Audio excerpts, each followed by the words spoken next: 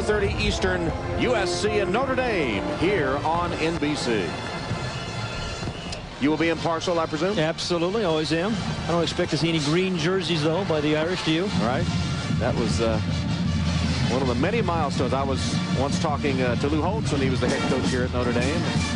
We were talking about the Michigan and Notre Dame rivalry before their game with the Wolverines, and he said nothing is like Southern Cal Notre Dame, the greatest rivalry in college football.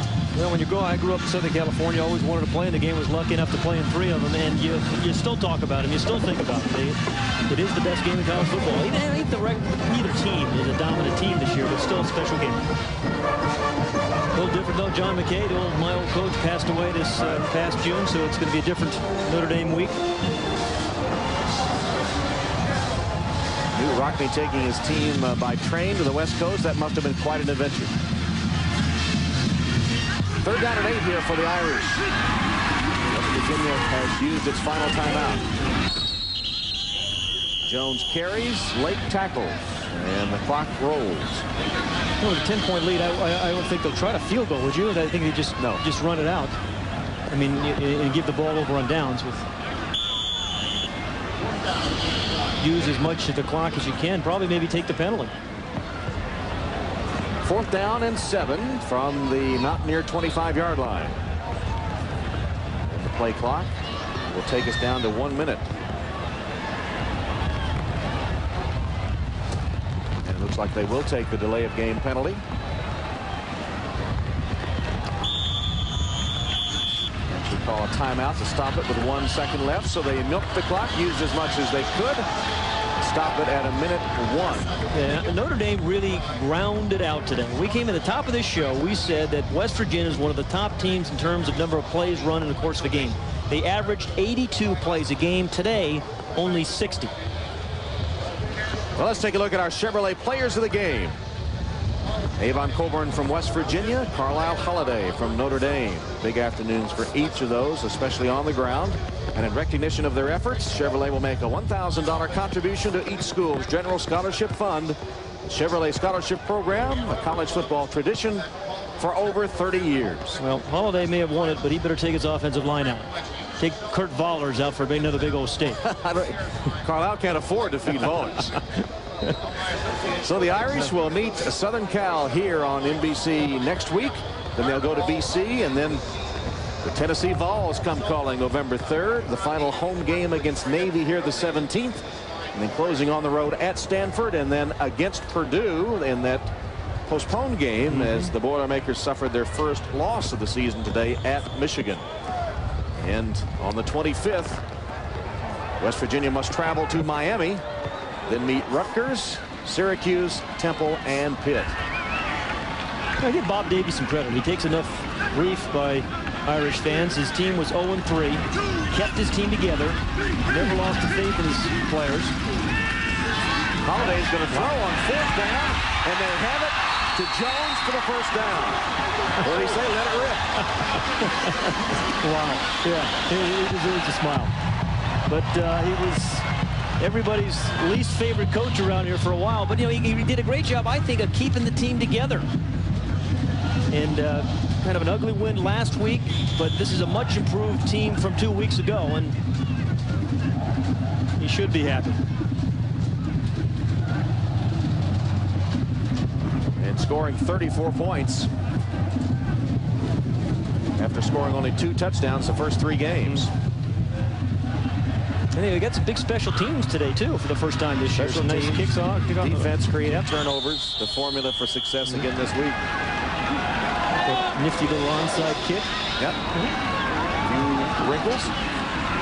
Opening up in a nickel defense against that spread Rodriguez-directed West Virginia offense. And for Rich Rodriguez, trying to find the right personnel for his offense. It's kind of like, going to Idaho and eating carrots. I mean, it is sometimes a mismatch between his personnel. He didn't have quite the right personnel to run his offense. So. What do you eat when you come to Indiana? Well, when I'm out with you, it's usually steak.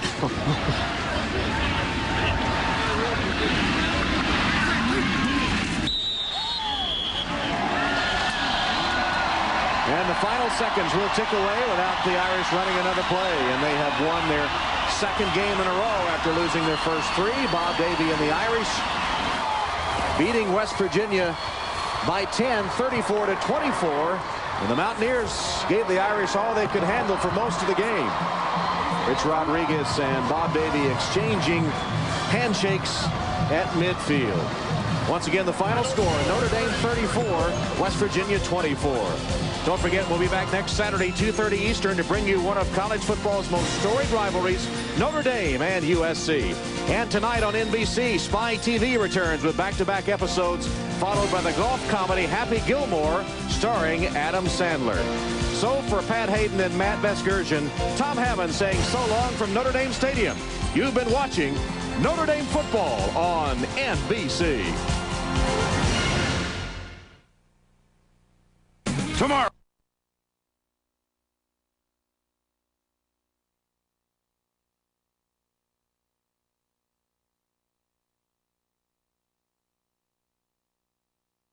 Ball to start the second half, and here comes Kenneth Pullen returning for the Cardinal, and he comes up just about to the 15-yard line. So it's not very good field position for Stanford in their first possession.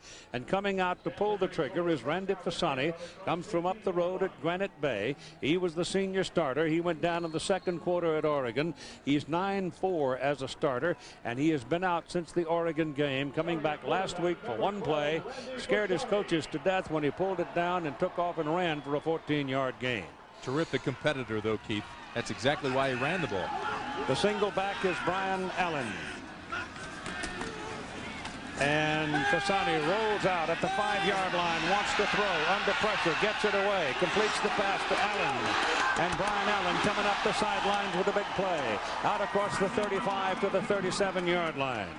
You may have noticed there that Brian Allen was wearing number 30 because his memory of his lifetime friend Rashidi Wheeler, the Northwestern player who died during practice before the season back in Evanston. You saw the mobility of Fasani, even with that knee brace and the banged up knee. He bought some extra time, went back and actually found his third receiver, and that's what he does. So some of that on that last play. Kenneth Tolan, T-O-L-O-N, is in the ball game right now, and he is the deep back, number 26. And the ball is given to Tolan, looks for daylight and finds it over the left side and pops free. It is now a quick race to the corner and for a touchdown. 42 has an angle on him, and Shane Walton runs him down. But he's down all the way at the 11-yard line. So Tolan, 6'1", 190-pound sophomore, explodes up the middle. Boy, Tolan made a nice read when everybody overran the play. Now watch his read here. He sees it. He cuts back against the grain, gets back into the secondary, breaks a tackle there, and then Tolan just took off. But a great read there by cutting back against the pursuit and actually letting them run themselves by the play. Gain of 52 yards on the play. It looked like he might have run out of gas at the end of it. He hasn't played all that much this year. Brian Allen is in there at the tailback spot. Fasani steps up and throws a bullet to the end zone. It's incomplete. Intended for Teo Johnson. Teo Johnson had the ball down around the belt buckle instead of being way up in the air where only he could reach it. Your backs and receivers, we told you the story of Brian Allen and number 30 tonight. Casey Moore is your fullback. Ryan Wells starts at the wideout, and he shares that position a lot with Teo Johnson, and the little guy, Luke Powell, is in there as well. The middle of the offensive front, Heichman, Quacha, Schindler, all big guys, all experienced, all senior starters. And they know every move of each other.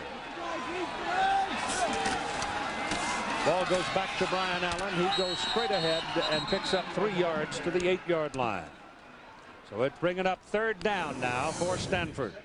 The Irish defense, that's your front right there. Weaver, Campbell, Hilliard, Irons. The linebackers, Boyman, Harrison, and Watson. And the secondary, Walton, Israel, Sapp, and Duff. Notre Dame is 11th in total defense nationally, but Stanford is just prolific. It's a very balanced attack. They average 39 points a game. Third down. This is where they look for Teo Johnson. Jump ball in the corner.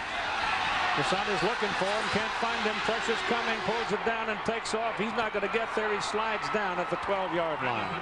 And it's Mike Baselli time. Anthony Weaver was the man, the big senior from Saratoga Springs, New York, chasing him, and he lost his footing. Boy, he was looking for Teo. As we told you, it's rained very hard all today, and the footing is tricky. There's Teo Johnson right there. It is a mismatch. They usually throw him a jump ball. He's covered pretty well. Then he starts to slide with Fasani and still says, hey, get me the ball. But at that point, Fasani's sliding and just getting down and giving him the opportunity for the field goal. Baselli's in for a 29-yard try, the senior from Sparks, Nevada.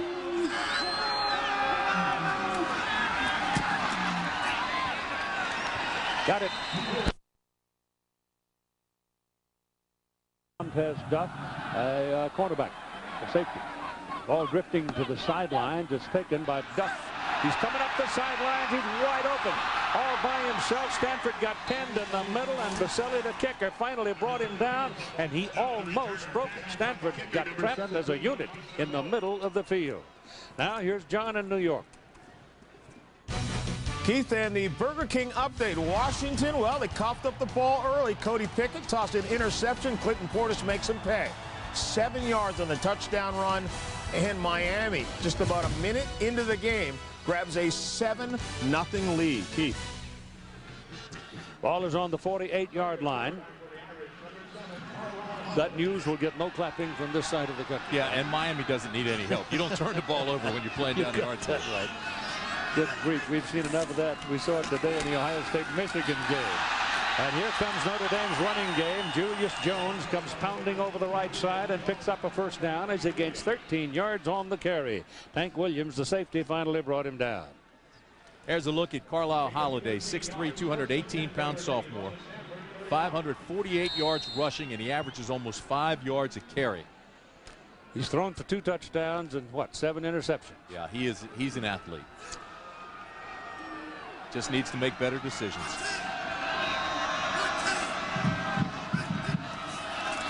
Stands up and throws wide, throws high and wide. Pass incomplete, intended for David Gibbons, the backs and receivers. And I told you earlier, all the running backs are dinged up some. Julius Jones is in there starting. There's nobody behind Tom Lipinski at fullback, really. Gibbons is also a bit gimpy, but he's okay. Javen Hunter and John Owens. Here's the offensive front.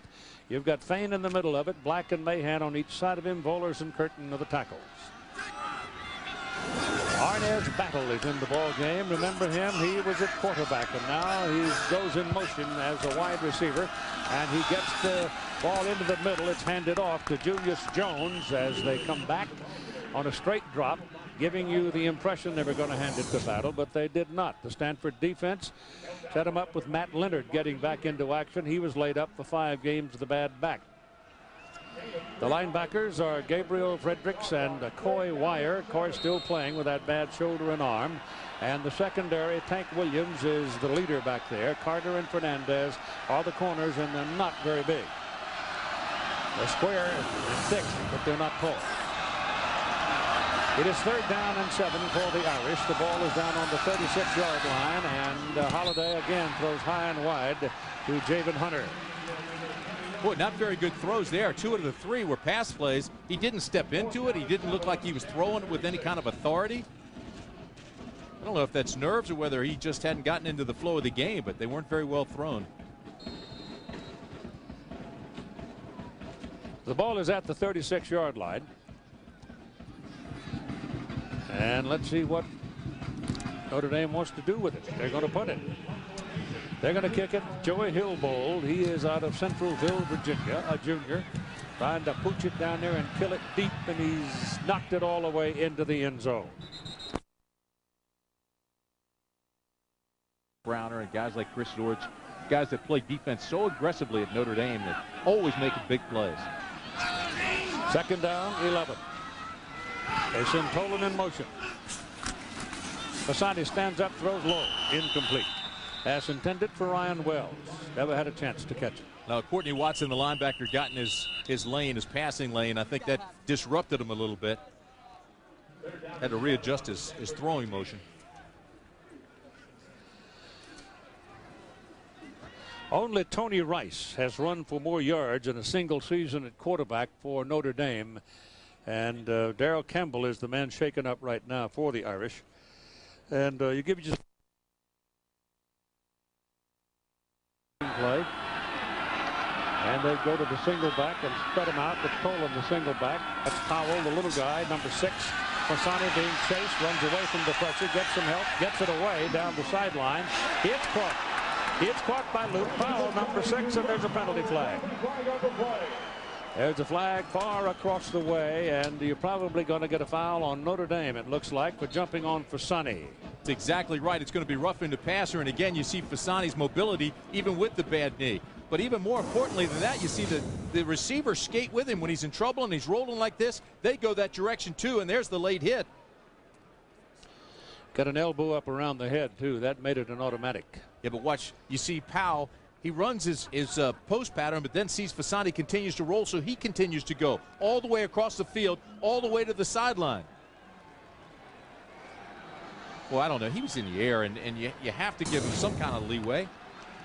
Dykes on the safety blitz was in the air, trying to get up in the vision of Fasani and just landed on him. I think that little action around the helmet, though, is what got the flag. Intended. Obviously, I don't think it's intended. It just happened. Right. 43-yard line. First down for Stanford on the Irish side. And Fasani back again, trying to get big points here in the first quarter. He's got Luke Powell, and it's almost intercepted.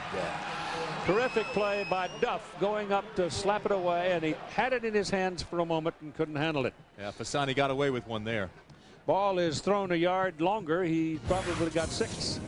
You know, we talk about Randy Fasani. You saw that late hit. Well, why do they want him protected? Because he's been hurt so much. This was the roll-up last year. He injured his knee. Fasani has had problem with that knee. We told you against Oregon he was on fire. Here it was October 20th. This was the play where he got hurt.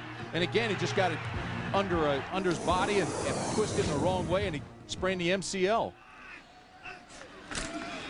Tolan, no place to go. He is hit in a hurry by Taro Harrison for the Irish, one of the linebackers, just about the line of scrimmage. And here's Todd Harris.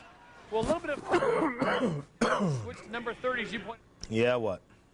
She sustained last week against Cal, and the shoulder pads he was wearing were not providing the protection, so they had to send a trainer into the locker room to get a new pair of shoulder pads. So he's been sitting on the sidelines just waiting for his new shoulder pads. They just arrived, and he'll be going in probably in the next series. You mean they didn't know that? That would drive me crazy if I'm missing plays while somebody goes and gets some equipment. Justin Faust is the deep back now for Stanford, and Fasani getting the heat. Down he goes. And it's a safety blitz again. This is Dykes. Yep. So Donald Dykes gets the big sack, and they'll go to the punt, and we're off to New York City and John Saunders. Keith, we told you Miami scored. Well, Washington comes right back. 4th and goal, but guess what? Go for it. And Cody Pickett got tripped up, caught up with the center and the feet, and they come up with nothing. So Miami still leads it 7-0, Keith. It looks like the Huskies. They do that a lot, but they tend to hang around. Julius Jones and Eric Johnson are the people involved in this play. Johnson punting for Stanford. Jones waiting for the ball, and the ground is very soft. It's been raining.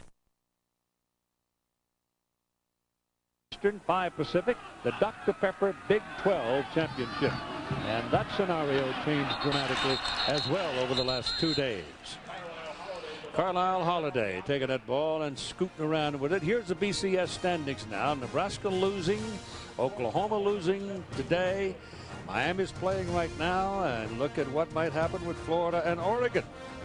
Well, they've climbed right back into it, haven't they? Yep. Michigan lost today as well to Ohio State. You're going to have, what, Colorado and Texas playing in the Big 12 championship game, so that'll alter the landscape a little too. And the Oregon State-Oregon game next week gets bigger and bigger. Old Civil War. 2nd down on the 5-yard line. And Holiday says, well, I need a timeout. I've got to shuffle my card. Holiday, your quarterback. It is 2nd down and 10. Hands the ball to the deep back Julius Jones, and Jones squirts through there for 5 yards. Last season, Warwick Dunn and Marshall Falk held center stage in a terrific ball game between St. Louis and Tampa Bay. Well, they'll do it again on Monday night. We can't promise you the same stars, but we can promise you a pretty good football game. The Tampa Bay Buccaneers and the St. Louis Rams on ABC's Monday Night Football at 6 Pacific time.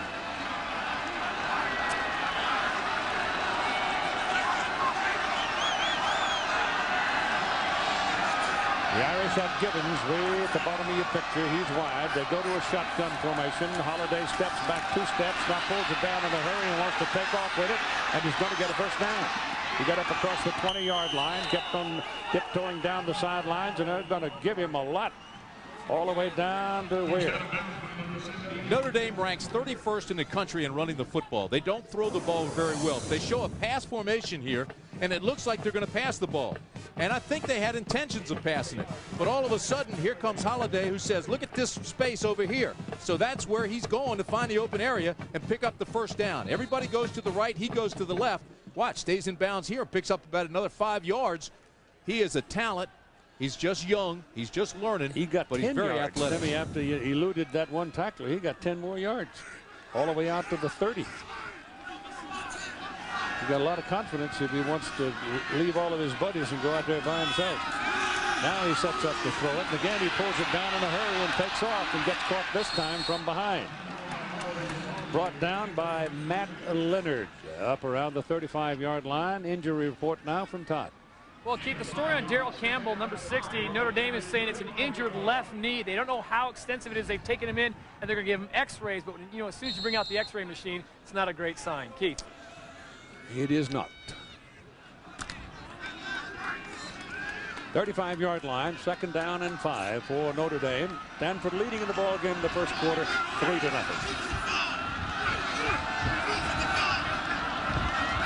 Got that full house backfield and then a breakout. Simply takes forever to get them to work, but then once in a while everything will fall in place for you and they blow the windows out, like Oregon State did to Washington a couple of weeks ago. This is Julius Jones, and he's very quick when he's healthy, and he's picked up about 7 or 8 yards on that carry. Coy Wire on the tackle for Stanford. Well, I tell you what, he comes up limping too. Watch the explosion here, the offensive line. Watch how they come out. They'll pull. They also trap. This time they just slant, get a good fullback block, and Julius Jones takes it up. He's an interesting runner. You know, he missed spring practice last April. He missed summer ball, and he's been nicked up a lot this season. But when he gets going, he is a talent. 612 yards this year. Sheets of rain again sweeping through Stanford Stadium. And a lot of tickets are laying on tables in warm, dry homes, I think, for this game. They go to that 3-deep bone and run it right up the middle for the first down. Get it up on the 41-yard line. Colin Branch made the tackle on Julius Jones. Jones is out of Big Stone Gap, Virginia. And, you know, so a lot of running backs coming out of Virginia these days, aren't there? Yeah, they really are. You know, and his brother is Thomas Jones, who's with the Arizona Cardinals, played at the University of Virginia. Julius Jones was one of the most highly recruited athletes in the country, came to Notre Dame with so much promise and hoopla, and he had that great freshman year. And I think it was almost unfair. The expectations people had for him just rose. Starting the ball, break it up, and Gibbons goes wide to the left. That gives him double wide at the top of your picture. Holiday turns and hands it off to Jones, and Jones over the left side for 2 yards. We're at 4.5 minutes to go in the first quarter. 3-0 ball game. Got that big offensive line at Notre Dame. It averages 305 pounds. The shortest guy is Man and Fane there at 6'3". And right now all they're doing is zone blocking, just trying to go up against that smaller defensive line of Stanford and blow them out of there. Slant a little bit if you can. Get some leverage on them, move them out, and give Julius and Holiday some running room. It's a pretty good drive right here. Terrence Howard, the senior out of Willingboro, New Jersey, checks in at the tailback position now. Jones is out. So he apparently has damaged that ankle again. He's been pulling that thing around for a while, but he had 117 yards last week. Here comes Holiday down the line, pitches it outside to Howard, and Howard will get across midfield and to the Stanford 49, and That's very close to the first down. In fact, it may be, as Fernandez pushes him out. Just again, they slant down there and they run the option. Every lineman's coming down this way. And then he's going to come right here. But here's the problem. He's going to force the pitch. Now roll it. Watch Tank Williams. Read it. Now he'll come up on Holiday. He forces him to pitch. And by this time, Howard's outside and picks up some pretty good yardage. This is an effective offense. And the option is always a great neutralizer when you're young.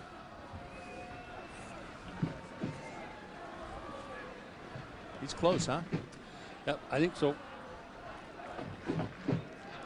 Gordon Reese is the referee and signals first down. Notre Dame. The rest of the officials are Walt Wolf, the umpire, head lineman's Jim Rennie, Roger McMinn, the line judge, side judge Larry Farina, Matt Gilchrist, the field judge, and the back judge is Gary LaFora. Going to have to get an update on Julius Jones. You know, he's had that Achilles problem. It's really been sore. He had a big week last week against Navy with 117 yards, and they thought he was over the hump with the injuries, but he limped off three plays ago and had to come back. And hit in the backfield on the option run down the line. Anthony Gabriel makes the play for Stanford.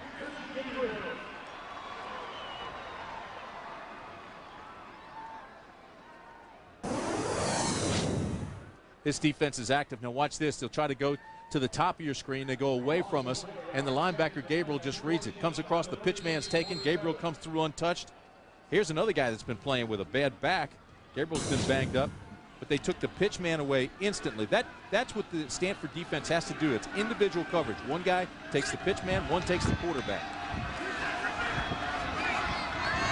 Well, it puts them up there on a five-man front right now, and that's probably what we're going to see a goodly bit on the second down and long. They try the inside track, and there's not much there.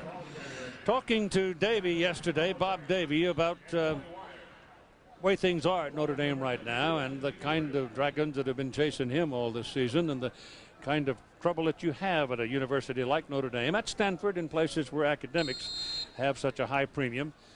He put it this way in discussing the subject. In some ways, this may shock people. We are like a military academy in some ways.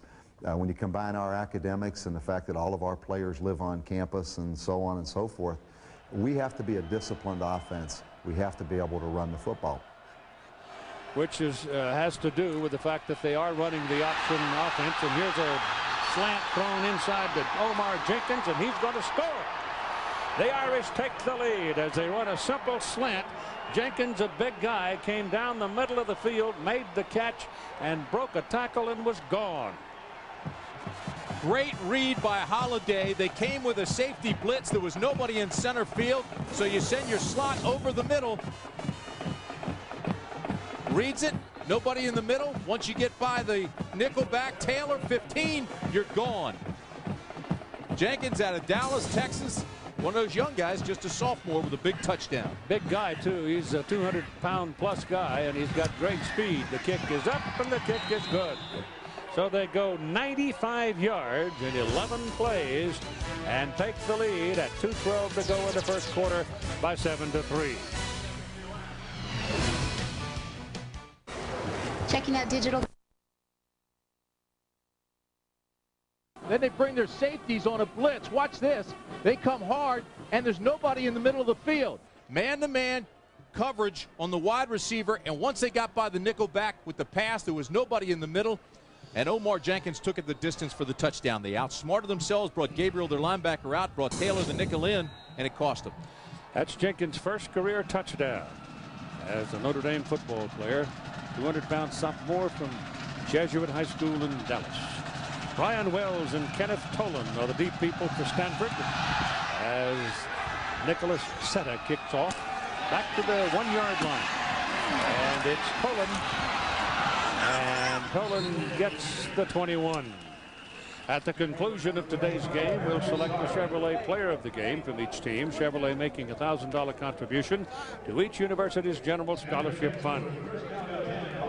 The rain is just coming down sideways now. Really coming down hard. Had some fierce winds during the course of last night, too. Snapped a lot of trees and branches around here. Woodenjack is in there, number 92, replacing Darrell Campbell for the Irish defense. Justin Faust and Casey Moore are in the backfield. Pisani gives the ball away to Casey Moore, and Moore gets one of his infrequent carries and makes the most of it. Casey comes all the way out to about the 43-yard line.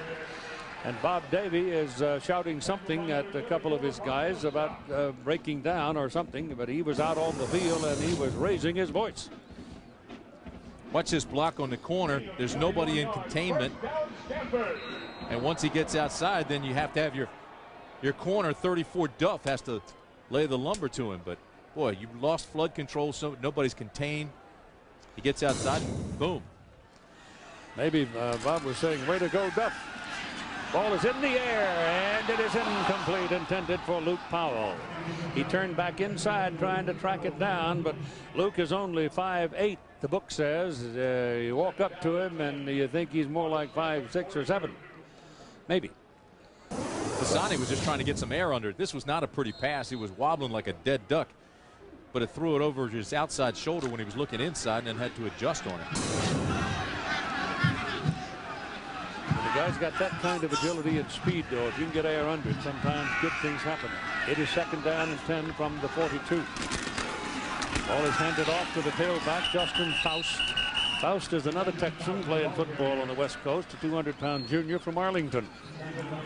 Notre Dame plays a lot of man coverage, man-to-man defense. And when that happens, the cornerback has to have great technique, and positioning is critical in that situation. But I can guarantee you Stanford is going to take its shots deep with both Wells and Powell and Johnson all night long, because they're not only playing man-to-man, but they're pressing man-to-man up at the line of scrimmage.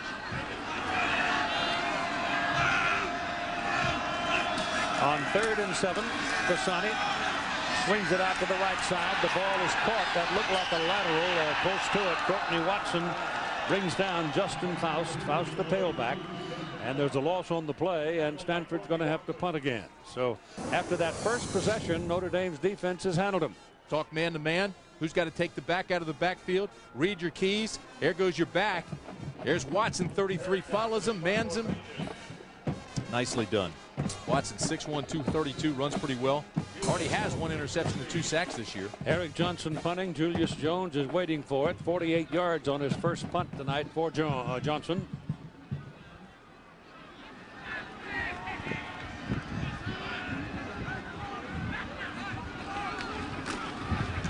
Kicks out of there. Low kick, not a very good one, but it takes a bounce in favor of Stanford. Goes down inside the 30 and returned out to about the 32. Tremendous ground game that Colorado has developed. We'll see how Texas handles it. And they stay inside looking for something inside, and it's about 2 yards before.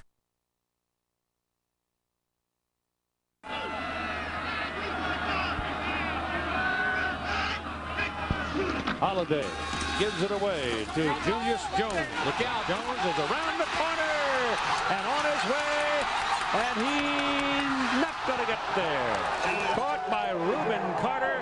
One hand kept him from scoring.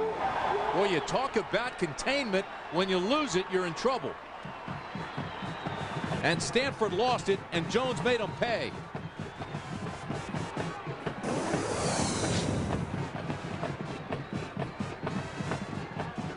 Watch the blocks on the corner. Everybody cuts it off. Jones has it, and then all he's got to do is outrun the secondary. Julius Jones playing with a bad Achilles, but still has some pretty good wheels. Here's the guy that ranks 21st nationally in all-purpose yards. Got 96 already in this game. 59 yards on that play, and they stack him up and give it back to Jones. He's still got some wind, and he dives down to the 5-yard line. Anthony Gabriel made that tackle.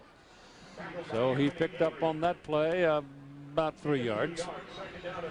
The only problem Julius Jones has had were the high expectations. Then he's been banged up, and he's put the ball on the ground 4 times this year. But outside of that, he has just been spectacular. He's a quality back, and right now he's given Notre Dame all it needs. Here comes your option.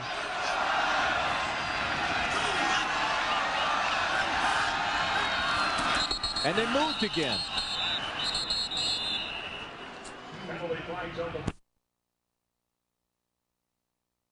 Look at Notre Dame. Last year they had the fewest in the nation. They were tied in NCAA record all time. Now you see what they did this year, and they're just turning the ball over with 11 fumbles, 10 interceptions, 21 in total, and that'll drive a coach crazy, and it has driven Bob Davie nuts this year. Fisher's out of the ball game. They go back to a single back set with Jones. Ball is on the 10-yard line. Jones gets it and goes back to the 5. Anthony Gabriel makes that tackle. And it'll be 3rd down from the 5-yard line. Notre Dame has not been outstanding in the red zone. This is a team that hasn't capitalized as often as it should when they get down close. 22 for 36, and out of those 36 trips inside the red zone, only 13 touchdowns. You've got to do better than that. Here comes a critical 3rd down for the Irish. Mike McNair is in there at the fullback position now. Jones is deep, and Gibbons joins the party in the backfield. Goes to Jones. Oh, he is locked right at the line of scrimmage by Coy Wire, number 22. He came through and just locked him like a trap. All right, you've got one of the best field goal kickers in the country. Get in there and get 3 points. You have to wonder why this guy is not going like this. That's your tight end.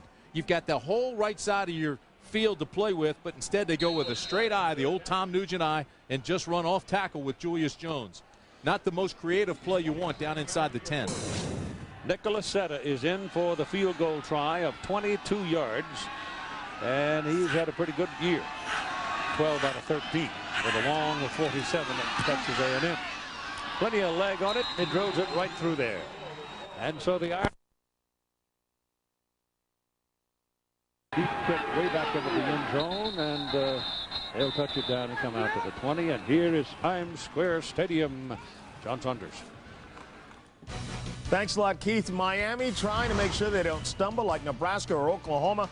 Clinton Portis, his 2nd touchdown of the game. This one for 30 yards. Look at the speed as he reaches the 10. Miami now has jumped in front of Washington by a couple of touchdowns, and that 4th and goal decision really looming large early on. Keith. Yep, it does. 1st down and 10 for the Stanford Cardinal, with Brian Allen finally getting the right shoulder pads, and he's in motion. And Fasani puts it in the air down the sidelines. It is caught by Teo Johnson, and Johnson is going to have a 1st down for Stanford up close to the 45-yard line, and that was a nice push-off.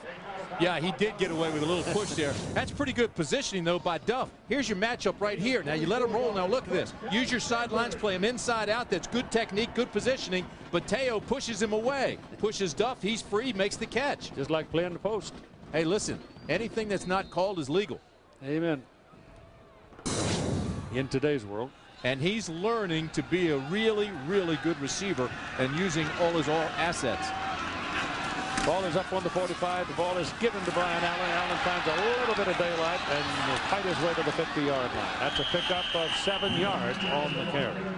There are a lot of big receivers around this world today, and most of them are basketball size. There's Teo Johnson. He's 6'5", great leaper. There's Mike Bush, who played in a basketball game for Washington State Tuesday night. Reggie Williams of the Washington Huskies, 6'4", and he's a great leaper. Charles Rogers had a big game today, 6'4" for Michigan State. And Fred Gibson, University of Georgia, 6'4". So you got a lot of big leapers playing wide receiver in college football. I'll take those 5s and tour the country with the round ball and the short britches. Tall and agile. Here goes Brian Allen, runs into a stack on the left side, and there was not even a crack, much less a hole. Anthony Weaver leading the defensive surge for the Irish.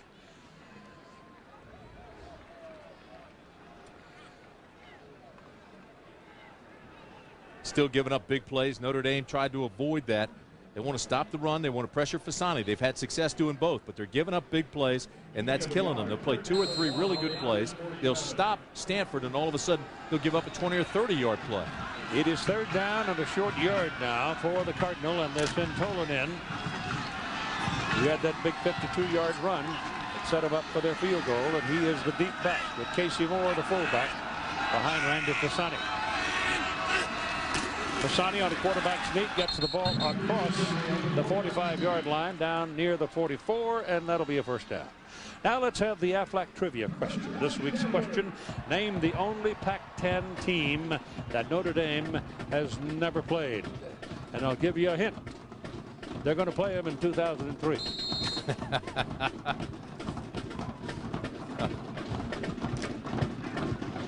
Put it right on the 45. That's where they mark it down. Where it's first down for the Cardinal. There's your big guy Johnson on first down. Tolan stays in. Got to know where Teo is. Ball goes to Tolan trying to get to the outside. Does get around the corner. And he's pushed out of bounds by number 20, Jerome Sapp. Otherwise, he's dancing in the end zone. All right, so we circled Teo Johnson. Now, they didn't throw the ball to him, but he's the guy that made that play work. You know why? Because he released, everybody followed him, and then the ball carrier went to the vacated spot. All right, here he goes. Now, Teo Johnson's at the top of your screen, and all this space here is open because of Teo Johnson running out the defensive backfield. 27-yard line where it's first down for the Cardinal, and they go double wide to the right side. Luke Powell's up there at the top, the little guy, number 6. Fasani back, has flushed him out of the pocket now, and he takes off. Drops his head and goes down at about the 23, and I'd much rather see him slide feet first. That's a tough thing to teach college kids. They're so aggressive, and they rather try to pick up yardage than give up and slide. But you're right, especially in his condition with his knees. A double whack that time from the 2 linebackers, Harrison and Hilliard. You see he's missed 7 games to injury, and their record 3-4. Yeah. What is that phrase you got? Those getting hit like that gives you jingle joints in a hurry. That's right. That's why you play defense, so you can give them rather than receive them. Second down and 6. Fasani gives it to Tolan. Tolan finds a little bit of daylight in the middle, and he's right about the first down marker.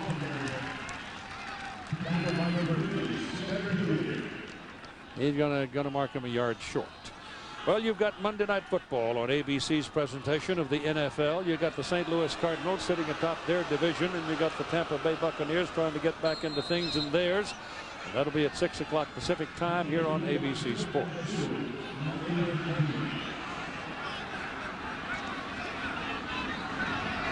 Down in the red zone where they like to throw that jump ball to Johnson, but they just took him out of the ball game. They've been having success running. And then the little receivers with man-to-man coverage have had better success. Now you're getting a 3rd down and 2. Could be a pretty good sized play right here. Tolan tries to go over the right side. I don't know. That's very close. I don't think he made it. I don't think he did either. He kind of ran into the stack and tried to bounce, and there was no bounce. Got good pursuit, too, from Notre Dame. Watch the push by the white shirts. And then the pursuit once he gets to the line. There's your first hit, your second hit, and 3 white jerseys around it. And they're looking at 4th down. 4th and a short 2. Hilliard and Watson, Boydman playing pretty well right now in that defensive front for Notre Dame. You got 2 fullbacks in there, Newberry and Moore, and they slip and fumble, and the ball's rolling around, and the Irish pick it up, and it rolls around some more, and it's a greasy pig, and now they're saying Notre Dame's got it out on the 32-yard line. That was not a very clever possession. Jared Newberry, fullback in there, never got his traction, never got started, and in the process they dropped the ball, and eventually the Irish get it. They bring Boydman up like a 5th lineman. Now, if you watch the back, and Newberry's going to slip right there, loses the timing of the handoff, and then Fasani tries to get it, and then it's Boydman right there who picks it up, and then you mentioned like a greasy pig. I can't get a handle on it. It's like a bar of soap. Turnovers usually cost Notre Dame, but here they cost Stanford, and it's driving Fasani crazy. Well, there was a big hole in the middle, too, for that to pick up that first down. They could very well have made it into the middle, and both teams are running the ball inside a lot, trying to set up the outside, and once you get them set up for the outside play, like you saw Julius Jones a while ago, they get big things out of it. Travis Pfeiffer made that tackle for Stanford. Right now you want to just keep giving it to Julius. You want to keep melting that clock. You've got the lead. You're playing away from home. Time of possession now is critical. Ball is on the 34-yard line, 2nd down and 7.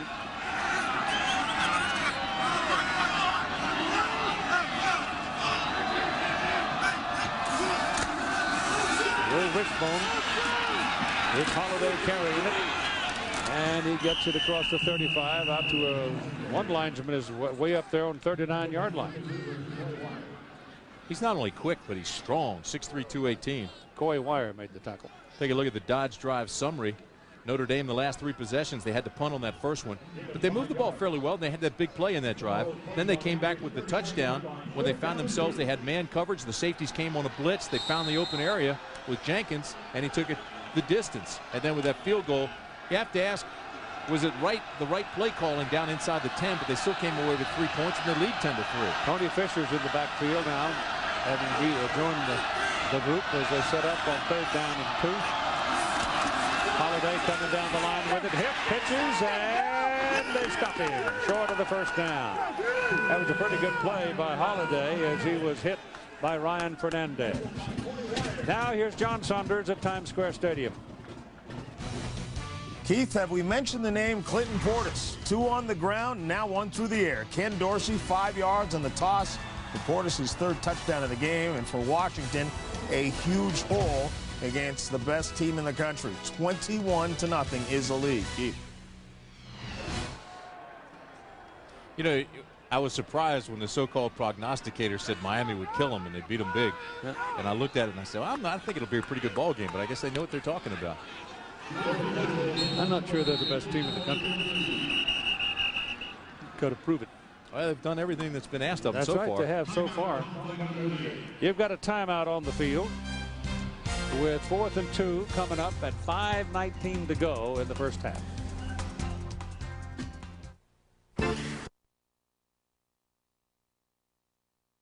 Beauty by Hillsbury, and it's Luke Powell dancing around trying to get loose and can't do it.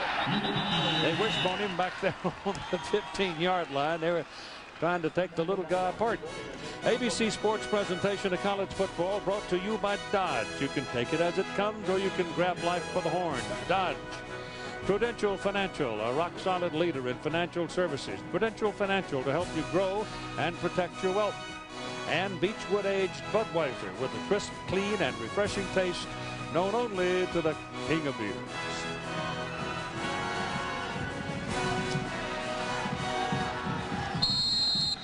Brian Allen sets up as the single back for Stanford. They've got 3 wideouts. Teo Johnson is in there.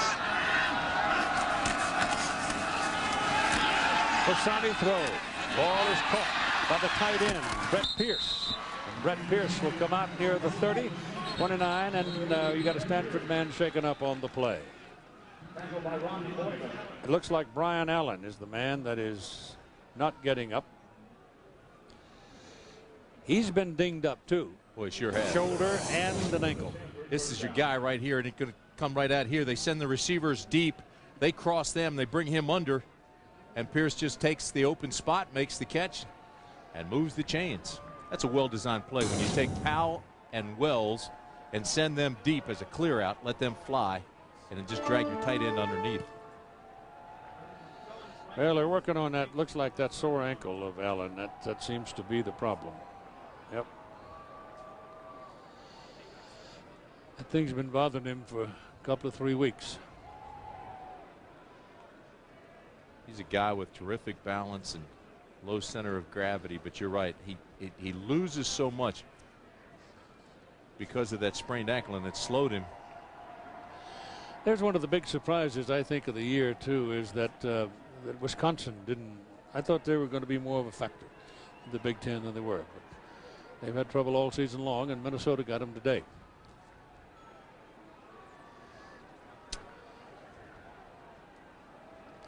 But there is no surprise going to pass Colorado, Nebraska. That was unbelievable. That was just phenomenal. I sat there and I couldn't believe it.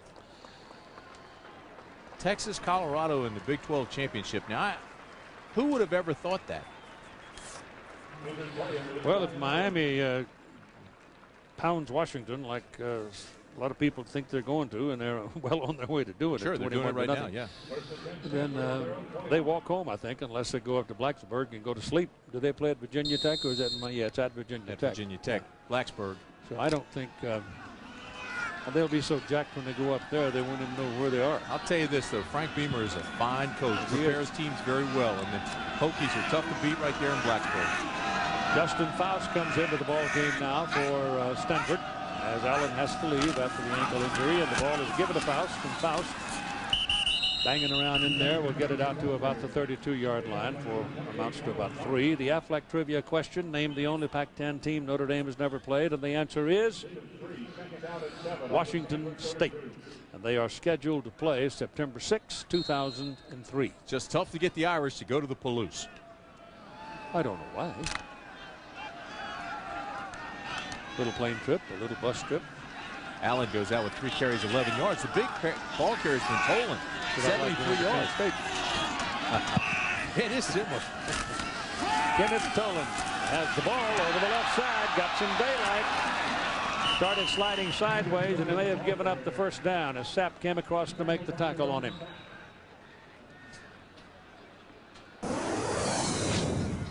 Pulling some guys here, get them out in front, lead them around. Tolan's the guy that's been really causing a lot of problems. He's now over 80 yards, actually 7 carries, 81 yards now. But he's a big, strong guy. You get a big blocker in front of him. And look at he's got really quick feet. Like he's tap dancing on a light bulb as he gets through the hole. Bringing the chains out. Not trusting visual acuity. It is a first down by the length of the football, for heaven's sakes. Mark Meadow sitting up here knew it instantly. Got the greatest eyes I've ever seen on a human being. 3 minutes and 40 seconds to go in the first half. It's 10-3. The Irish lead Stanford. Stanford has a game remaining against San Jose, their neighbor down the road, that many times have given the Cardinal all they want.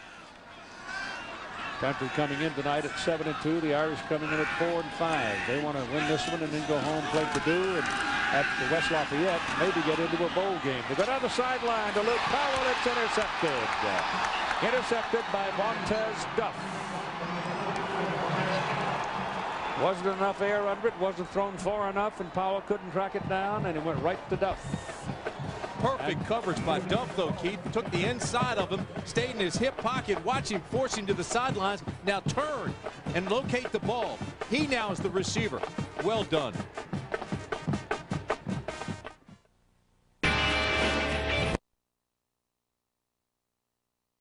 Leading 10-3, Carlisle Holiday. Split back formation this time.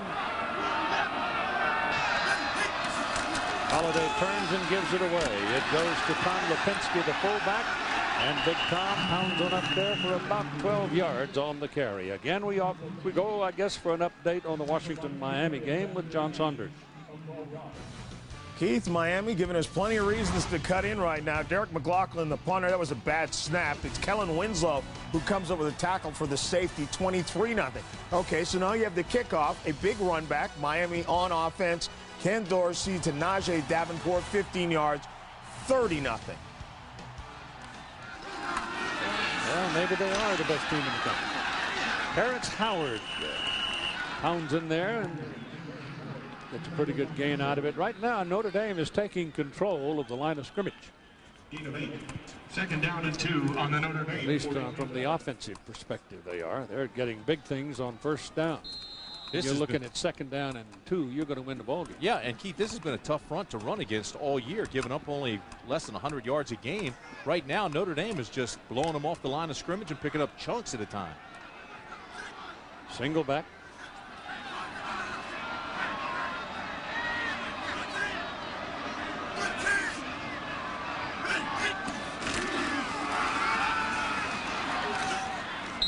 Terrence Howard, right side, yard on that play. Not much. Tank Williams came up and plugged that hole.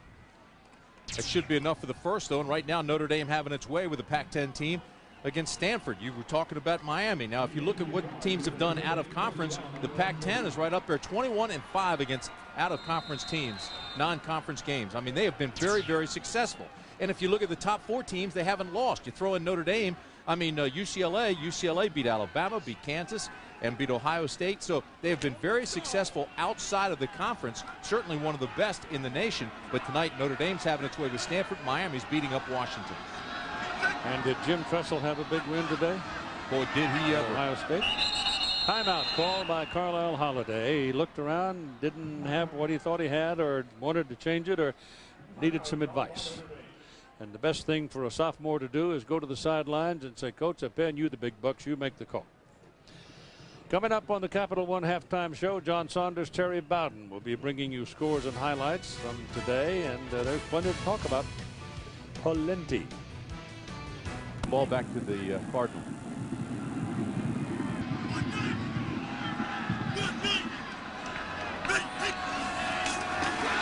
Holiday's pass is incomplete. Thrown too high, and Javen Hunter couldn't reel it in. Reuben Carter was there to whack him, but Hunter had to have solitude to catch that. That's a nightmare, though, for a receiver. Holiday hangs up Hunter, and then Carter comes over, and this is just a free shot. This is what you love as a defensive back. You get a guy helpless in the air, you just run right through him. Third leading tackler is Carter. Here's your breakdown, passing breakdown. Notre Dame offense 114th in the country. Stanford defense 112th. So breakdown is the perfect word. Inept is a better word. Be nice. Second down, ball near midfield. 2nd and 10. There's your option around the corner. And the Coy Wire and Colin Branch take Terrence Howard out of bounds. Picks up about 5 yards on the play, maybe 6. Stops your clock at 1:34. Been a rather slow and methodical since the very opening possession when we had the big run by Tolan, and then Julius Jones had a big run for Notre Dame. Otherwise, it's been pretty much grinded up. Yeah, it really has. And there's been so much talk this week about Bob Davie and Notre Dame. You know, you don't want to pull for anybody, but at the same time, you hate to see a guy being bashed like that and punished like that. So it's good to have a little success here. And Notre Dame leading Stanford 10-3. It's got to make them feel good. And Kevin Rogers, the offensive coordinator.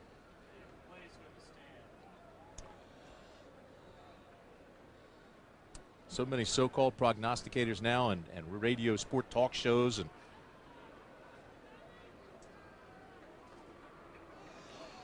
you got a personal foul called. I think that's what he said on the Irish. They're going to back him up.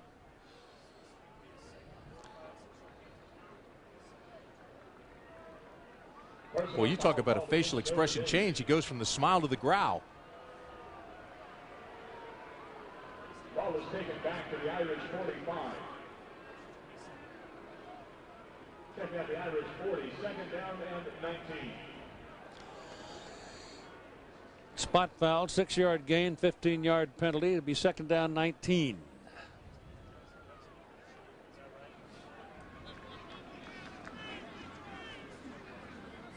Bob Davie still trying to find out what the penalty is.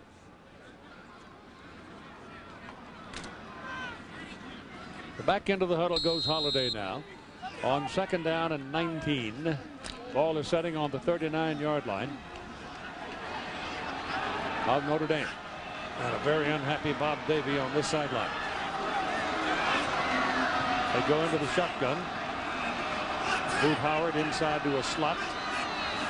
Loaded up on this side, and he's coming this way and gets the pass away and throws it out of bounds as he's flat. Coy Wire got him, Keith, but that's a smart play by a young quarterback, Holiday. In college football, you've got the rule. You get outside the tackles, you can throw the ball away. He's being chased. He doesn't have anybody open. He knows Coy Wire's coming after him. He can feel it. Right now, there's no pressure, but here comes Wire. He just throws this ball 20 yards out of bounds so that he doesn't lose any more ground or throw a pick or take a sack. I mean, 3rd down and 19 now. Yeah, it's 3rd down in a cab ride. You can't afford to lose any more yardage, or you put Stanford in scoring position. And you've got a very good chance to go to the clubhouse leading by 7. He's going to take off with it. And they'll take him down at the 45-yard line And it'll bring up 4th down and 14. That's not bad. They got some yardage back. You have one of the best punters in the country. And Joey Hilbold, he averages 44 yards a punt. Stanford calls the timeout here. They're getting the ball back. You've got 1:20, so they got time for a couple of plays. Hilbold out of Centerville, Virginia, 5'10", 188-pounder. He's got a big leg, and his career average of right at 42 yards is currently second. The Halo Powell, and that's going to cost Notre Dame 5 yards. They got too close to it. Got to give him 2 yards to make the catch, and they didn't do it. So that'll cost them 5, and it'll go from the 16 out to the 21. And that's where the possession will start. So Fasani out here tonight, not having a good night, but he's thankful he's out there, and says this. I'm finally getting my chance again. Last time I played was against Oregon. I felt I was on a rhythm, and everything was taken away from me in a second when I tore my MCL. But now I get another chance to come back and show people what I can do. A little rusty, I think, maybe, because he's thrown a couple of picks here, and a couple of balls have been off target. But he's a gamer. He wants to throw. There's nobody to throw to. Now he puts it in the air, and it's out of bounds. Luke Powell suddenly disappeared behind 2 Irish defenders, and there was absolutely nobody else available. Notre Dame plays man coverage, and Keith, right now they're playing it as well as any team I've seen this year. Their corners are hanging there. They're using position, good technique. That time they were in what they call a cover 2, where the cornerback gives up his man after 7 yards to the safety. They did it to perfection. 2nd down and 10 out of the shotgun. Pressure. Weaver. Anthony Weaver made the tackle for the Irish. And there's a loss back to the 20-yard line of 3 yards. And Stanford spends a timeout. So they've got 1 remaining. And you look at it, 3rd and 13 on the next snap. That's Weaver's 5th sack of the year. Comes off the corner, engages, and uses just a bull rush. Comes off his guy Harris and makes the play. That is a big, strong play by a 6'3", 290-pounder. Big old number 98. He's a great practice player, and he is a big game guy, and he is going to play at the next level. 72-inch wingspan. So if he gets near you, he's going to grab you.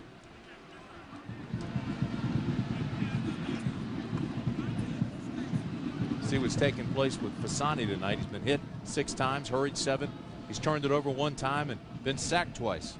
Talking to Weaver yesterday, he stayed. He may have had a chance to go, but he never thought about it. He stayed his full 4 years and says this. Why?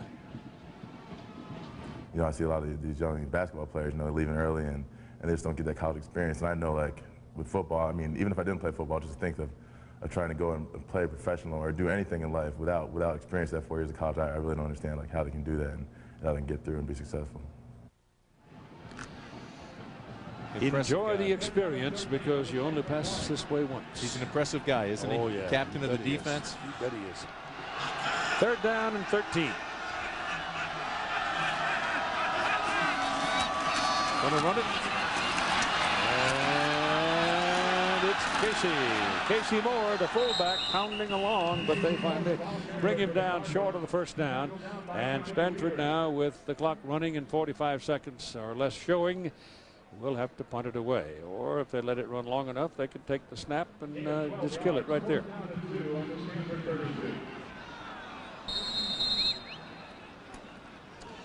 Now they'll bring out the kicker. The punter. Clock continues to move under 25 seconds. Eric Johnson. Game clock is at 15 and the play clock is at 6.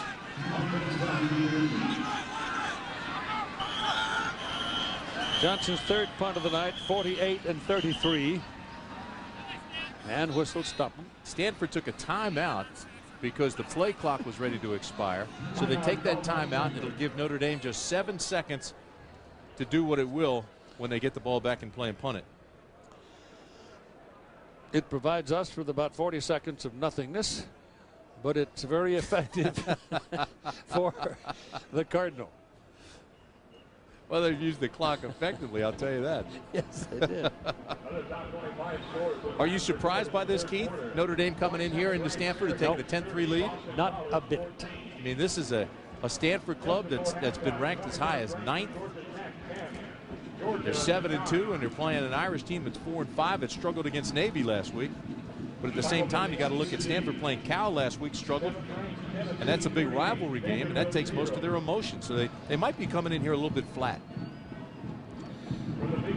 Notre Dame's got it rigged just right. They play Stanford after they play California. They play USC after they played UCLA.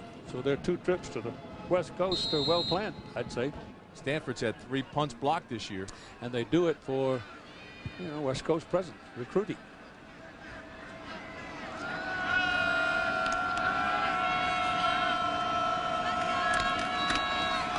Kicks out of there. Not very long, but it's not going to be caught either. It's going to roll around and bounce, and the clock is.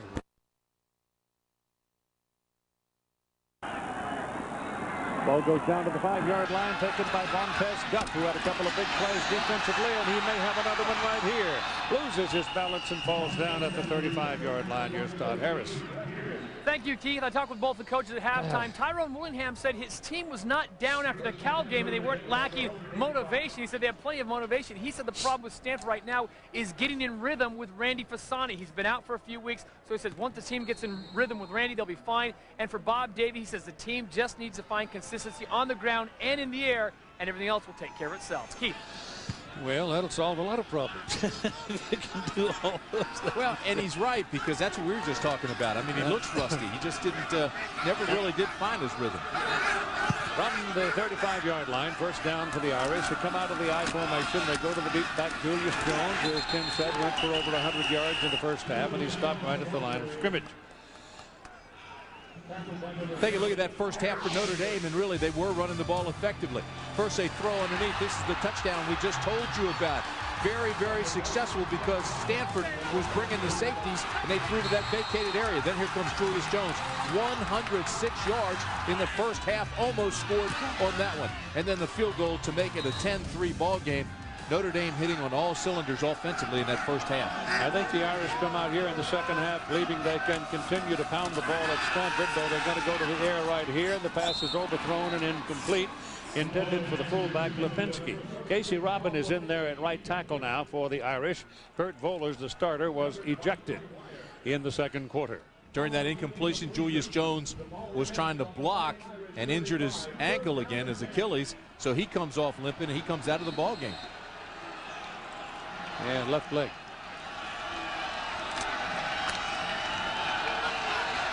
It's Terrence Howard replacing him in the backfield for the Irish. They flex out and then split out.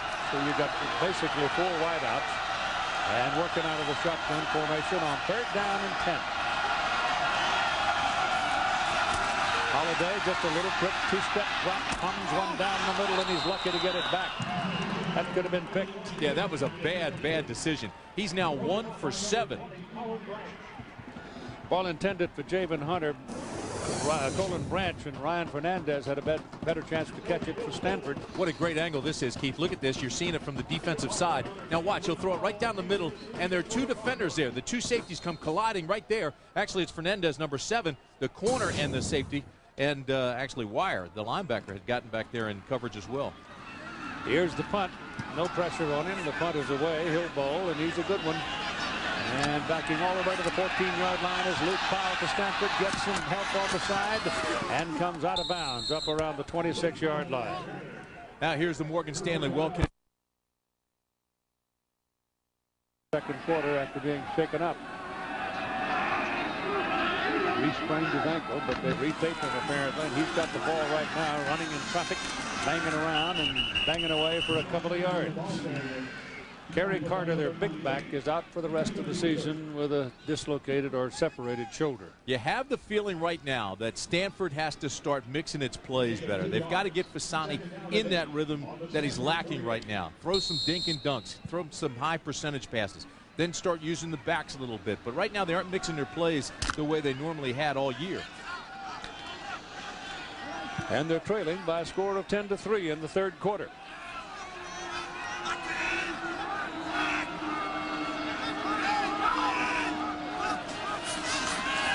Fasani back, steps away from the pressure and steps right into one of the Notre Dame down linemen, Grant Irons, defensive end, and Irons takes him down. Another one of those senior leaders. He's a captain, Irons. You know, they wanted to pressure Fasani, and they're getting it done, Keith. I mean, they're getting pressure from both ends. They're getting it from the middle. Chris Lewis is yet to make an appearance in the ball game, but he may pretty soon. He was the starter, and 3-1 as a starter in the absence of Fasani.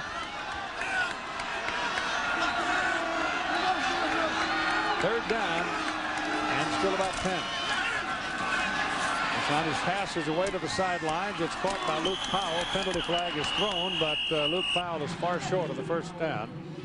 And Fasani was banged around, but it's a foul on Stanford for holding.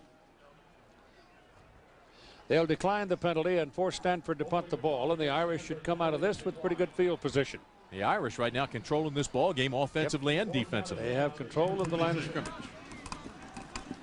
Eric Johnson to punt, and Duff goes back to receive it for the Irish, standing back just inside the, right on the 35-yard line.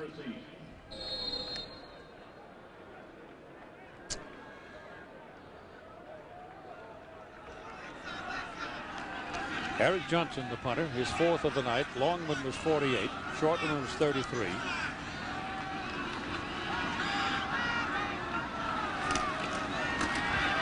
Kicks away.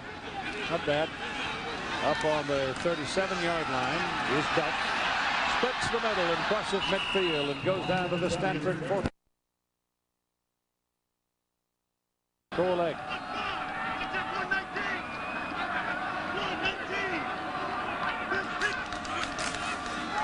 Gibbons pitches the ball back to Arnez Battle, former quarterback. Wow. And not bad. Holiday goes down to make the reception. Arnez Battle, remember, 2 years ago was a quarterback. What a great catch by Holiday. They run the double reverse, send the quarterback out. And you're right about Battle. He's the former quarterback that they made a wide receiver. But watch the catch by Carlisle Holiday. Underthrown, goes down, great hands, picks it right off the ground. He is just a spectacular athlete. Earlier we told you he's a 6'6" high jumper. Man, this right here, great hand-eye coordination and terrific hands. Soft hands, tough body. First down, 30-yard line for the Irish. Ball is ridden off. Up the middle goes Terrence Howard. And he pounds in there for 6 yards. Here's Todd with a report on Julius Jones. Well, Keith, I think we'll see a lot more running by committee from Notre Dame. Julius Jones keeps being hampered by ankles and Achilles, and they keep coming out and taping it more and more. The problem is they aren't removing the old tape. They keep putting more tape on top of it. So he's got about a mile of athletic tape around both ankles right now, but it's still not giving him the support and the mobility he needs. We'll see what happens. Keith?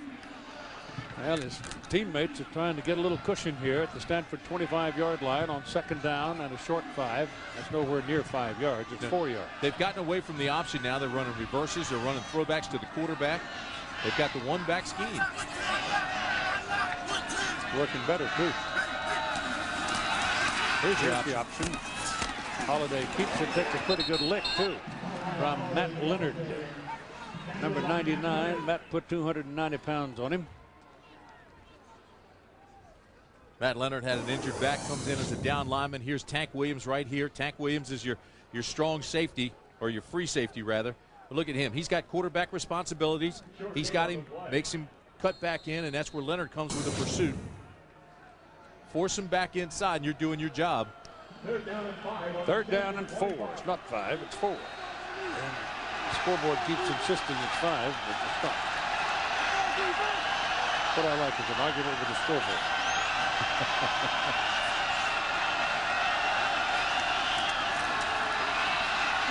This is Terrence Howard, and I think he's going to have a first down. The linesmen are coming in from both sides of the field, and they're marking him good.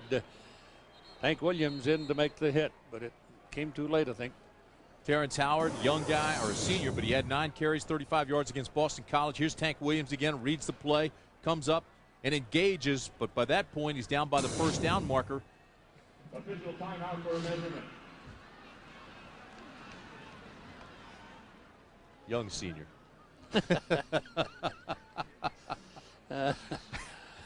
Yes. Thanksgiving. Tryptophan. Just the nose of the ball.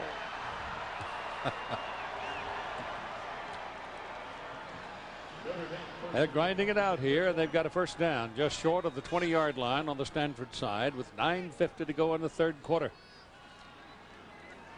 Notre Dame coming west at 4-5, trying to steal one at Stanford to go home even, and Purdue next week up at West Lafayette. And the Boilers got beat today by the Hoosiers. The old Elgin Bucket is back in Bloomington.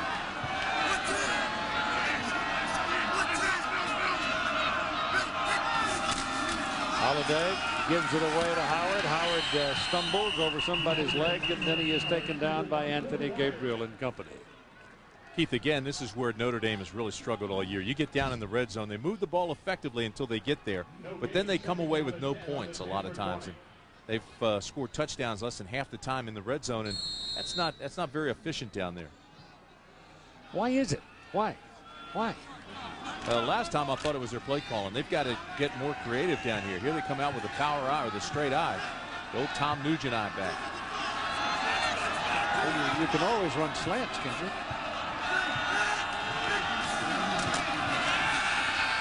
Goes to the outside and overthrows him by 3 or 4 yards. Tom Lipinski coming out of the backfield.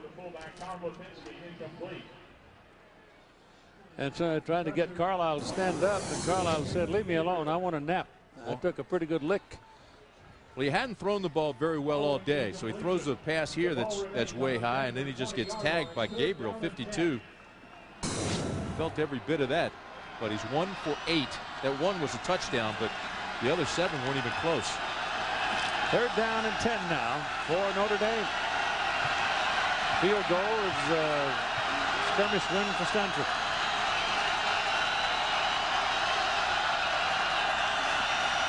Blitz is coming.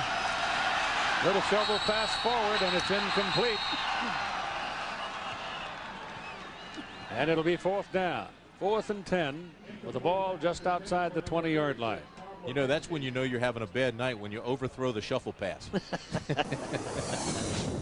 Nicholas Setta is onto the field. Here's the play. Good safe play because it is an incompletion, as you mentioned.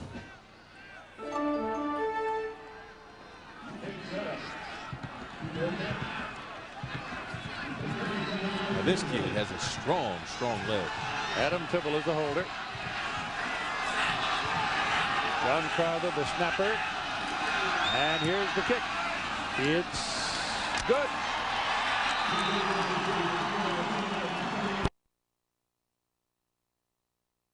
Deep in the end zone, fumbled, and now he's got to run with it. Kenneth Cohen handled the ball very poorly, couldn't make up his mind what to do, and he's going to give up the ball down on about inside the 3-yard line. So that's not a very good play by the Stanford Cardinal.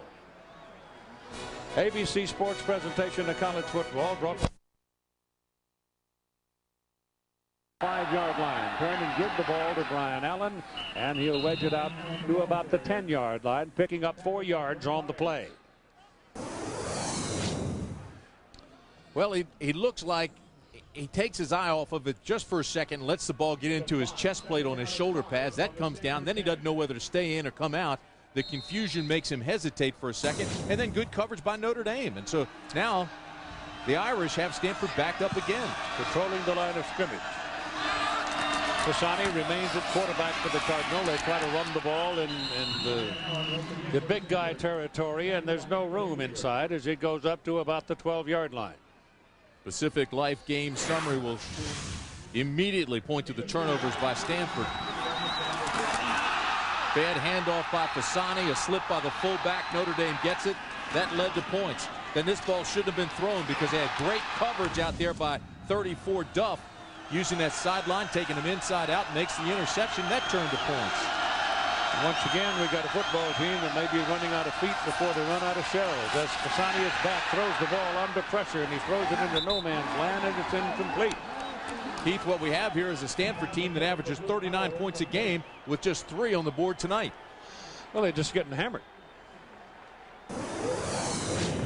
Randy Fasani sat out 4 games with an injury. Comes in here tonight on senior night. He's not in sync. He's not throwing the ball that well, and he is being pressured. So the offensive line has to take part of the blame. But I guarantee you the folks from Stanford that are sitting in the stands tonight are starting to think, where is Chris Lewis? Eric Johnson will stand in his end zone and then punt right about the goal line. Montez Duff is standing back near midfield. Stanford's had a couple of these blocked this year. It's a low line drive. It's returnable. There's nobody down there. He's got a lot of room to work now as he starts. Oh, look at this. He ran right into the tackle. Coming downfield on the coverage for Stanford. Terrence Howard is the tailback. Julius Jones dinged up again. Here's your option. Carlisle Holiday keeps it, turns upfield, and he's close to a first down. He's going to have about 9 yards on that carry. Ryan Fernandez, the little cornerback, made the tackle. Tank Williams, one of the best safeties around, but they come inside of him. He's got quarterback responsibility and to force him back in, but he can't give him that much ground. If he's going to force him back in, he's got to be there and close the gap on him and make the tackle at the line of scrimmage. Holiday's shaken up on the play. They've got a reaching down to his leg. I don't know if it. Well, it's the first winter storm of the year. Hit this part of the This is a doozy. And they run the ball with Terrence Howard, and Howard comes in there for very little. He had a 2nd and 1.5 for his first down, and he's close, but I don't think he got it. Keith, now you're not only getting rain that is just really pelting the field and coming down sideways, but you're getting a very strong wind. Into the yard, 3rd down and 1 on the Stanford 47.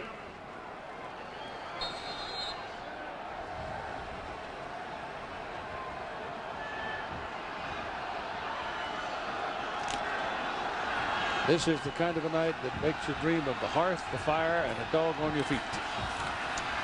Right in the middle again, pounding at it. Matt Lavecchio on a quarterback sneak gets the first down as he's down to the 44-yard line. Keith, Notre Dame is going right into the wind, so you know that the offensive coordinator Kevin Rogers and head coach Bob Davie are thinking about that. With Lavecchio a passer, he would have to be passing right smack into the teeth of the wind.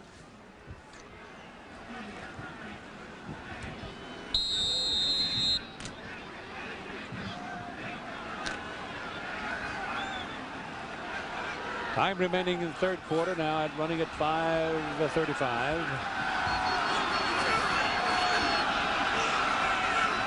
These wipers on the binoculars. Ball is handed off again to Howard. They're not going to mess around with it. They're just going to hand the thing away and keep it on the ground and keep pounding at Stanford and run as much clock as they can. And let's go back to Todd before he drowns. Well, here's a story about Carlisle Holiday. I just talked to the trainer. He doesn't have just one cramp in his calf. He's got both calves that are cramping up right now, and they're rubbing him. They're trying to get him worked out, and so far, no luck. And as Timmy pointed out, they are excruciating. He's got them ×2. Wow. Tim never had cramps. He was always in great shape. Never played long enough to get him. Lavecchio's pass, good one, but good defense by Fernandez, and he spoils it, and it falls away incomplete. Next Saturday night, you'll see the top 2 teams of the Big 12, and they happen to be, if you've been away, you'll be surprised. Colorado and Texas. They battled it out for the Big 12 championship, the Dr. Pepper Big 12 title championship, next Saturday night at 8 Eastern, 5 Pacific. They've played once already this year, and Texas won the ball game 41-7. But I'll guarantee you, they didn't beat the Colorado team that I saw yesterday. Well, you've got that right. That was some kind of shocker yesterday. 62 points against Nebraska. They probably could have beaten anybody in the country. Little shovel pass, almost intercepted by Stanford. Almost intercepted. The ball was deflected by Eamon Gordon, and then almost caught by big old Matt Leonard, defensive tackle. Keith, we talked about a swing when Holiday went out and Lavecchio came out. Nothing against Matt at quarterback, but the situation is this. Stanford just made their best stop of the game defensively, and you can just feel the game starting to switch momentum-wise. And here comes Luke Powell going deep now and along the front. Stanford trying to get a little heat on the Irish punter, Joey Hilbold. Hill Bowl has had a big night. He's had a 50-yarder and a 46-yarder, and the kick is away into the howling rain. And it takes a Notre Dame bounce and is going to roll down around the 12. And 10. The ball is on the 12-yard line. Stanford ball, and Brian Allen is the deep man. Allen can't get out of the backfield. He's going to be pinned down and dropped inside the 10, back around the 7-yard line by Anthony Weaver. Now let's spend a moment with John Saunders at Times Square Stadium. Keith, on the Burger King update, Miami keeps piling it on. This is 4th and goal. Najee Davenport gets in for the touchdown, so it's a 44-0 game. But Washington finally gets into the end zone. Rich Alexis for the touchdown, 44-7. That's your Burger King update. Keith, back to you. John, are you dry? Good to hear he's finally getting his voice back. 7-yard line. Fasani out of the end zone now. Wants to throw. Better hurry. Gets it away up the middle. Caught at the 25-yard line by guess who? Teo Johnson. First down, Cardinal. Boy, Teo jumps up and signals first down, but Ron Israel just tagged him. Big-time play by Fasani. Here's your receiver right there in the middle. And as Keith said, he's 6'7", 245, and this is a strike. But watch the hit he takes once he makes the reception coming from behind. And his head was jolted back viciously. This is Ron Israel, number 5, who comes from behind and makes that hit. But Teo Johnson, jumps up and says first down. And they'll run it with Tolan. Kenneth Tolan, and he isn't going anywhere. He's short of the line of scrimmage, so he's going to lose a yard or so. Teo's been pretty quiet tonight. Surprised they haven't gone to him more. It's quiet tonight. He's only got 2 catches, 42 yards. He had 9 catches in the first 4 games. Started to catch on to the offense, and they started going to him more. He's had 26 receptions in the last 5 games. Remember the Canadian Junior Olympic basketball team. Older brother, heck of a linebacker.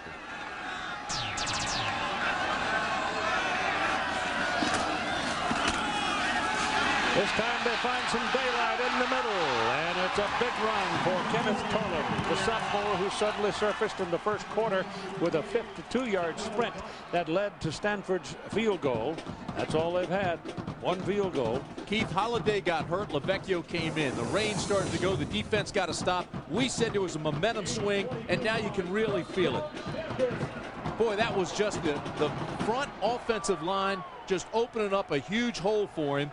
And you really can feel Stanford now starting to play Stanford football. Heitman, Quacha, Schindler, the 3 big seniors in the middle of the line.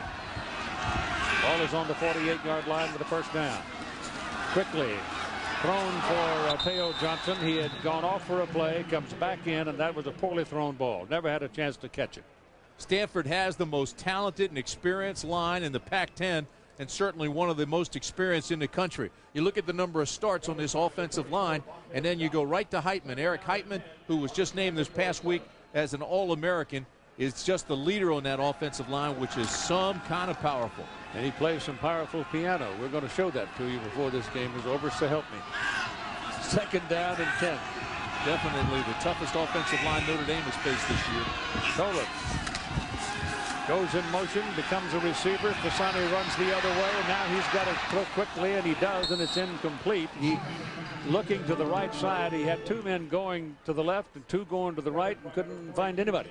But you know what? The best thing about Fasani is some of his best passes are incompletions. In other words, he's not getting them picked off. He came into this game 12 touchdowns, only 2 picks all year. He makes good decisions. Here he buys his time, he looks, and then he knows, hey, I've got Powell there, and if Powell makes the catch, fine. If he doesn't, he's on the sideline. We've got an incompletion. And you could see him cruising the field. He looks at what's available. He really does. Well, you're right, and that's rare in Newark, Delaware. Wayne comes in 6'7" and about 300 pounds. He was born in Jamaica but came to this country when he was 2 years old. Big 3rd down play here, though, for Fasani. 3rd and 10 in a 13-3 ball game with 2:09 to go in the 3rd quarter. Coming with the blitz. Runs away from it. Holding. Penalty flags all over the place. Fasani's going to run downfield and pick up a good gain on it, but it's going to go away. There are 2 flags waiting back upfield.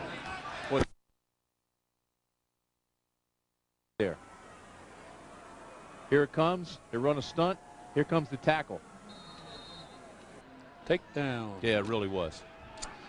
And right in front of the referee. Ball comes back to the 38-yard line, where it's 3rd down and 20.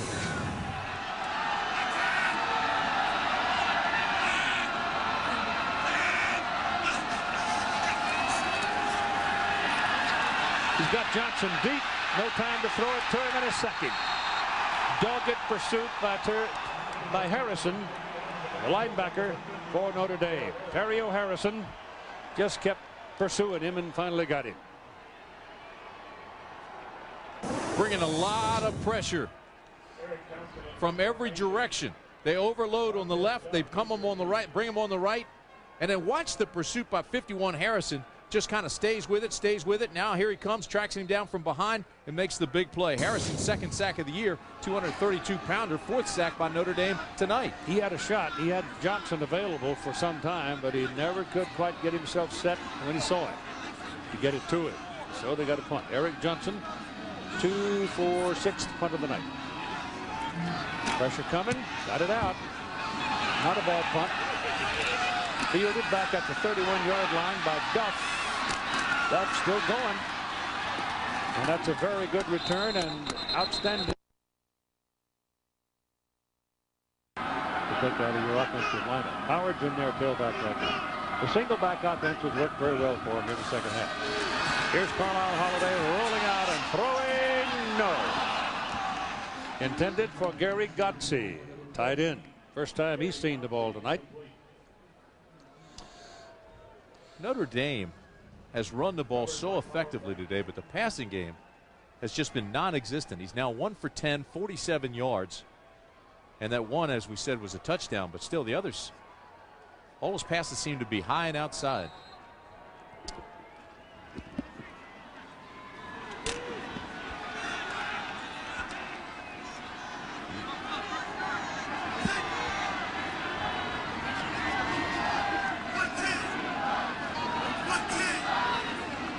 Same alignment, 2nd and 10. No pressure. Pulls it down. Now he throws it this way, and it goes to the cheap seats. Jimmy, get it. Couldn't make up his mind. I mean, he really didn't give himself the time to set to make a decision that time. He just kept happy feeting it around and finally threw it away. Tank Williams following Gary Gotze all the way down. I think he was the original intended receiver. They had to come off him and then go to the secondary receivers and just threw it away. But good play by Tank Williams for safety. On 3rd down and 10, they'll go to a shotgun. Take 4 wideouts. Stanford has not put much pressure on him. They don't this time. Ball's away to the sidelines, and it is incomplete. Again, high and outside. Javen Hunter, and the ball is 4 feet over his head. Now 1 for 12. My goodness. It's hard to imagine you can be winning a football game and your quarterback is 1 for 12 in passing. Bob Davie with a little sarcastic smile. He knows that he's put his team in good positions today to be successful, and they just haven't executed with the passing game. Neither has Stanford. Here's the punt. Luke Powell running up on it. It's a short kick, and he goes straight sideways and throws dead at the 22-yard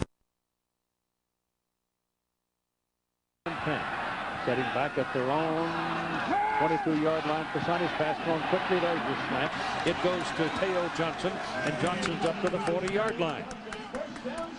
Man coverage. They were pressing at the line of scrimmage. Again, we tell you, Johnson, 6'7", just runs the slant, gets position. Good release off the line. The ball's waiting for him, and that's where Fasani really excels. Boy, he puts that ball right there on time. I'm not sure Notre Dame can stop that play if they just keep working it from one side to the other. Well, the cornerbacks have done a pretty good job pressing that man-to-man defense. That time they were beaten. Johnson out. Wells in. No room to run for Tolan. He's going to have a couple of yards. Talk about the success this Notre Dame defense has had tonight. All you have to do is go to Stanford's possessions and find out what they've done tonight. This is their 10th possession. They've had 9 already. They had 6 punts, 2 turnovers, and the field goal was in their very first time they had the football. So it's been a very non-productive night for the Cardinals. The Notre Dame touchdown came on a very simple pass play, too, that broke open down the middle when Stanford blitzed their safeties. Right, left the middle wide open for it. 2nd down and 7.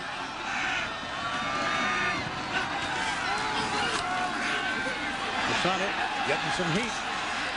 Now he's got a problem. Now he works it out all right and runs for the marker, and he is close to the marker and may even have a first down. See where they finally put a foot down on him. He's going to be about 4 yards short, I believe. Yeah, he's back there around the 46-yard line. Time permitting, Thrifty Carmichael post-game report, scores and highlights from across the country. So it'll be 3rd down and 4. You start tiptoeing the sidelines and you just never know. And he wasn't lucky. Can't believe that moon after we had all that rain. Those cells, the rain cells are coming through here, and then the sky clears. We had a rainbow earlier, had sun half a dozen times today, but in between, boy, it's been wet. Casania again quickly. Ball is thrown a little bit behind Teo Johnson, and he couldn't come up with it. He was wide open. He was alone. Ball behind you is a hard thing to catch when you're going full speed. You're not kidding about that. Ryan Wells has to be really frustrated. He came into the game with almost 30 receptions, and they haven't even looked his way tonight.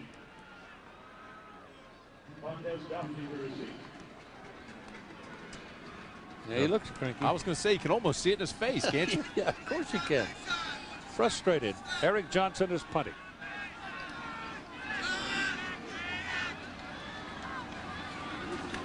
Vontez Duff is waiting. He's had a pretty good night returning kicks. This is very high.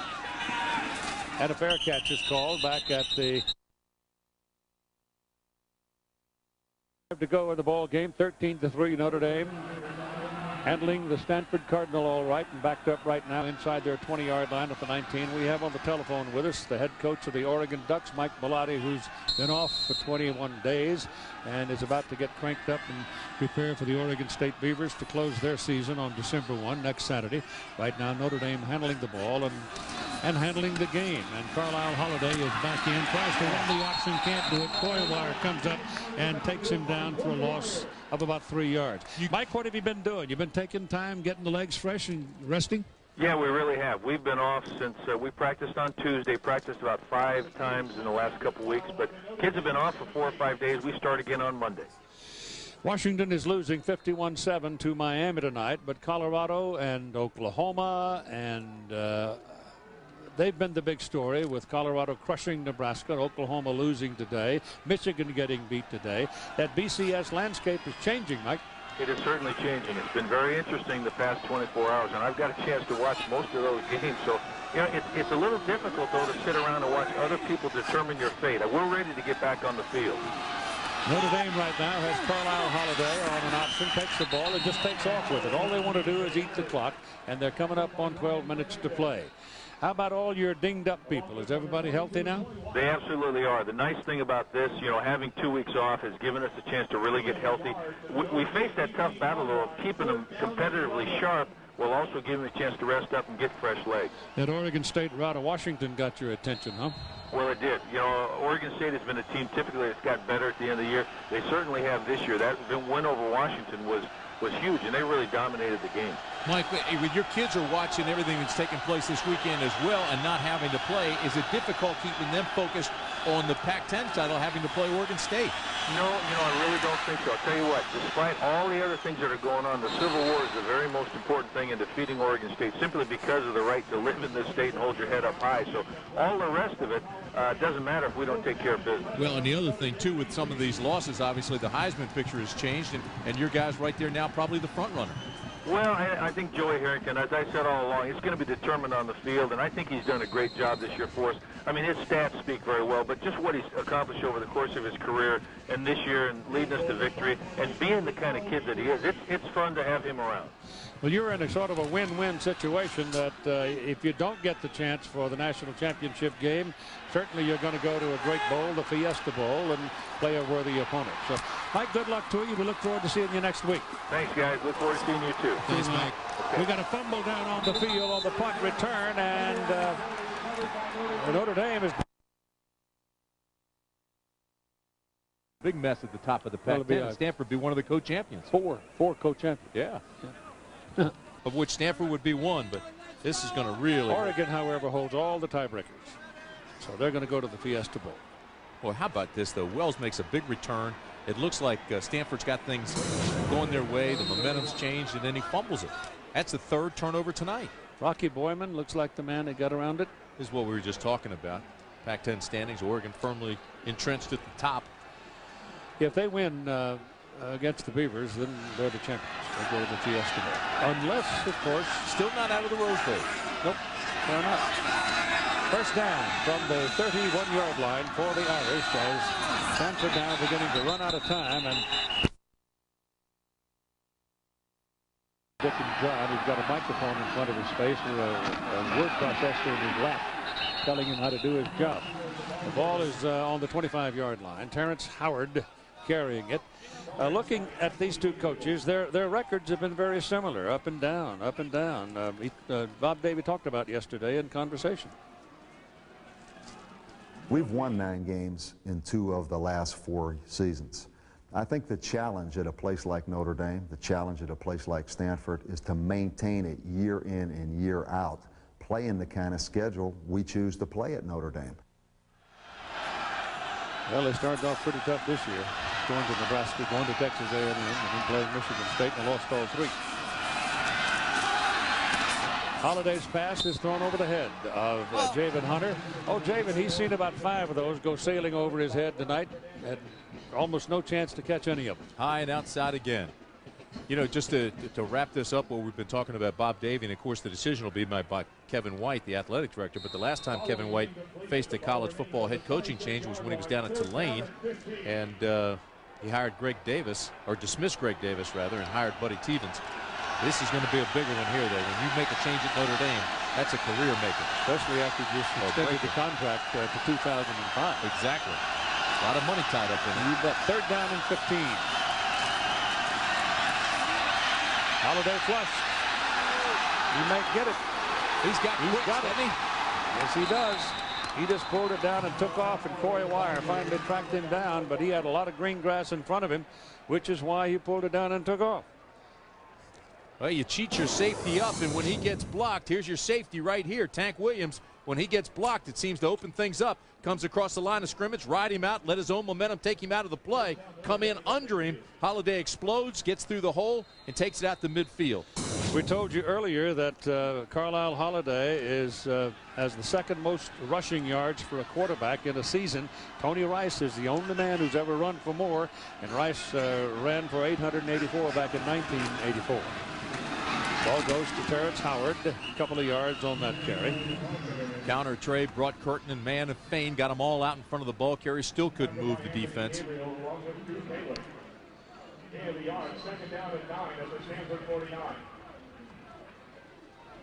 223 yards rushing, averaging almost 6 a carry. And then you look at the passing game, they shut it down completely. 1 for 14 for Holiday. And of course, what was Lavecchio? Lavecchio was 0 for 2. Well, there have been people available in the passing game. It's just the quarterback has not delivered it. Second down and 9. Ball just over on the Stanford side of the field. Holiday keeping, coming down on the option, turns inside, picks up a couple. But what he's doing is he's grinding the clock. 9.5 minutes to play in a ball game, and the Irish lead by 10. Well, good point there, partner. He's shortening the game. Yep. And Stanford needs 2 scores.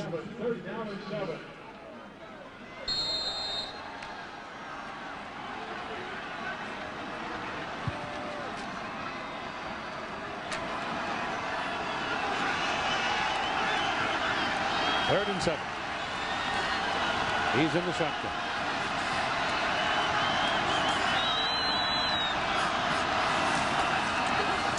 Little shovel pass forward, the ball rolling around, and incomplete forward pass.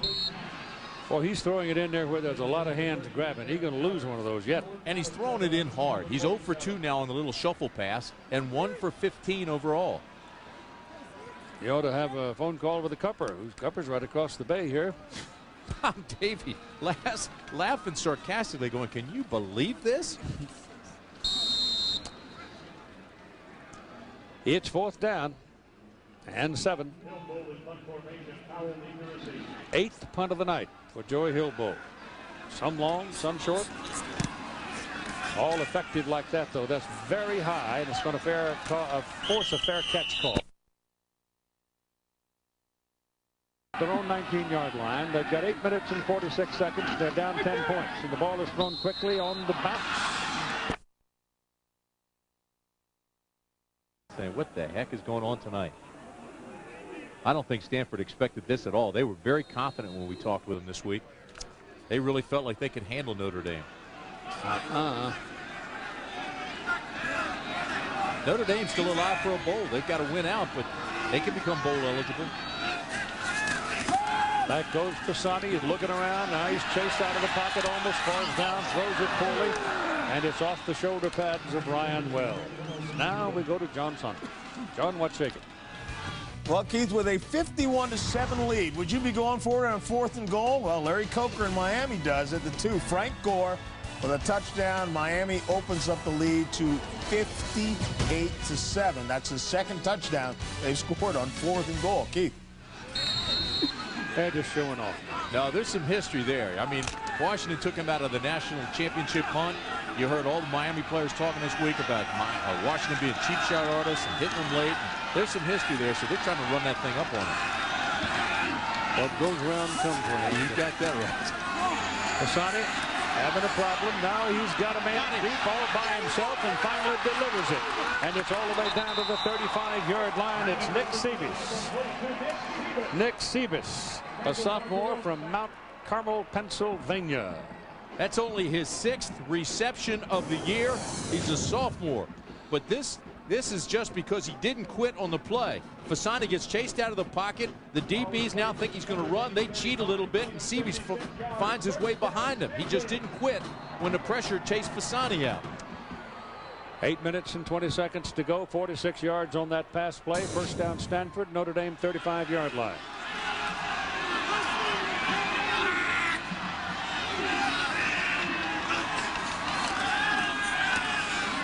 Jump ball.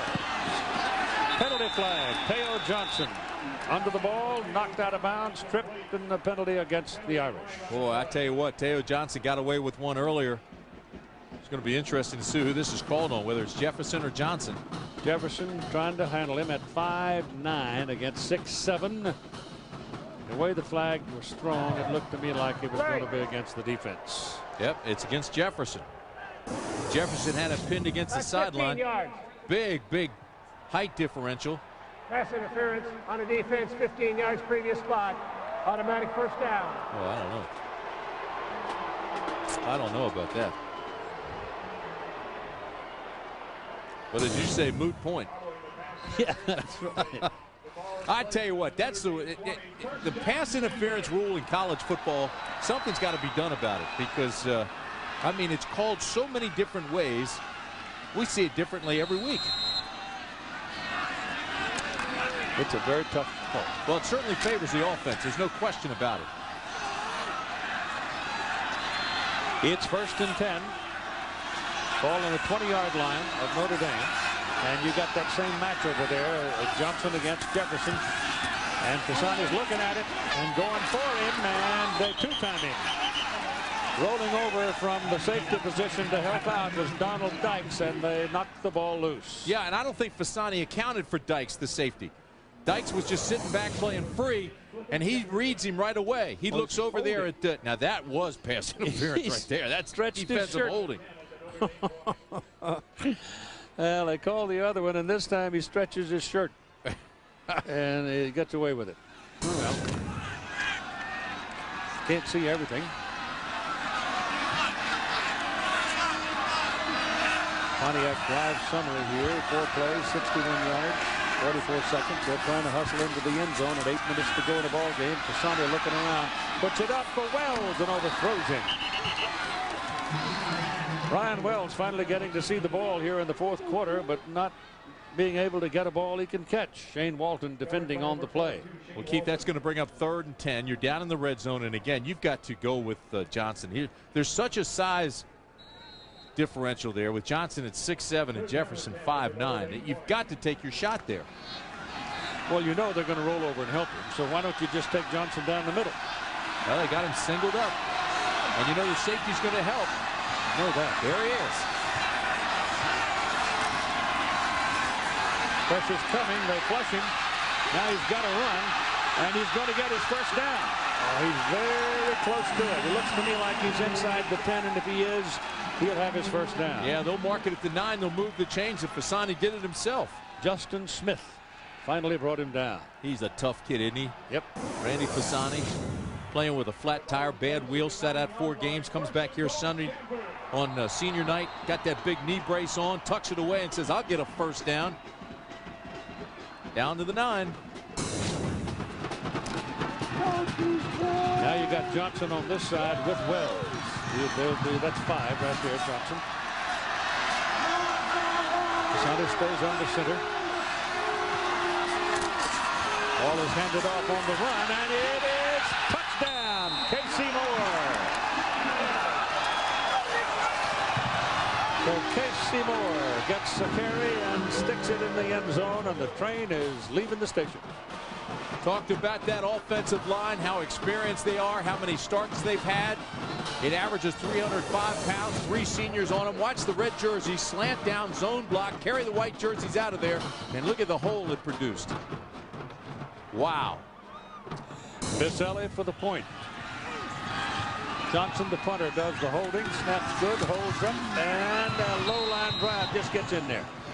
Whoa, that was close. But it goes through. And it's a 13-10 ball game with 7:22 to play. What would you do if someone passed you the keys to a Pontiac Grand Prix for a win? Sports Thanksgiving College Football Feast, presented by Siemens. There's Casey sitting on the bench, getting a drink of water and a breath of air, as he has just put Stanford back into this ball game at 7:22 to go, and the Cardinal kicks off to the Irish. Notre Dame takes the ball with David Gibbons carrying at the 10-yard line, and David's up to the 30. There the Irish will start, and a moment with Todd Harris. Well, Keith, what a difference a touchdown makes. During that last time change, Coach Bob Davie was on the sideline working his players. They all had their heads down. He said, it's time to have mental toughness. We've stopped them before. We need to do it again. Offensive lines coach was telling them, do not play like you just have a 3-point lead. Do not play not to lose. And on the other side of the field, Stanford was exuberating, and they were talking about, this is our time. Let's take it over. I think you just created a new word. Well, you know, Notre Dame's moved the ball fairly well up and down the field. It's been in the red zone where they've stumbled. First down from the 30-yard line. And Lavecchio is in there at quarterback in relief of Carlisle Holiday. And the ball moves out near the 40-yard line with Terrence Howard, the tailback. So Matt Lavecchio, who came on a little while ago when Holiday had the leg cramps, is back in there at 7:06 to play. And he just moved the chains right there with 10 yards as he handed away to Terrence Howard. Just 2 for 18 passing. You know, Terrence Howard's that guy who they had great promise for. Then he had that fumble against Nebraska early in the season, seemed to set the tone, and they lost some confidence in him. But he can play. Ball is handed away this time to Tom Lipinski, the fullback, and he's in there for 3 yards. Lavecchio looks kind of funny out there. He's wearing clean breeches and a clean shirt. Everybody else has been rolling around in the mud and the blood, and it's a mess. Been raining for 24 hours off and on, and we've been dry now for about 20 minutes. We told you about Lavecchio, 7-1 as a starter last year, but this year just 1 touchdown, 3 interceptions.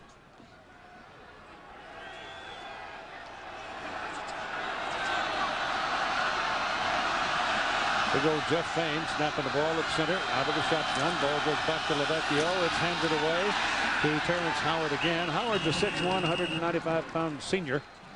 And he's proving tonight that he's durable. He's near the 45-yard line. It'll bring up 3rd down and 5. And you would think that's a passing down, but again, we tell you about the 1 for 15 for Holiday and the 0 for 2 for Lavecchio. Just have not been able to get it done passing the football. Lipinski now checks in for Notre Dame.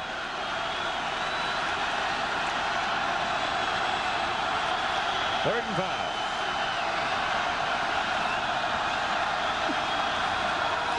Lavecchio to throw it, gets his ball away, and it is incomplete. Thrown behind the intended receiver. Tom Lipinski looked like the fullback out of the backfield, and he was well covered by Coy Wire anyway, and so the Irish are going to punt now. Pick up one like first down, and then they can't do anything more. Oh, it looked like it hit the back of the helmet of Coy Wire. Yeah. I think it might have. Right in the back of the head.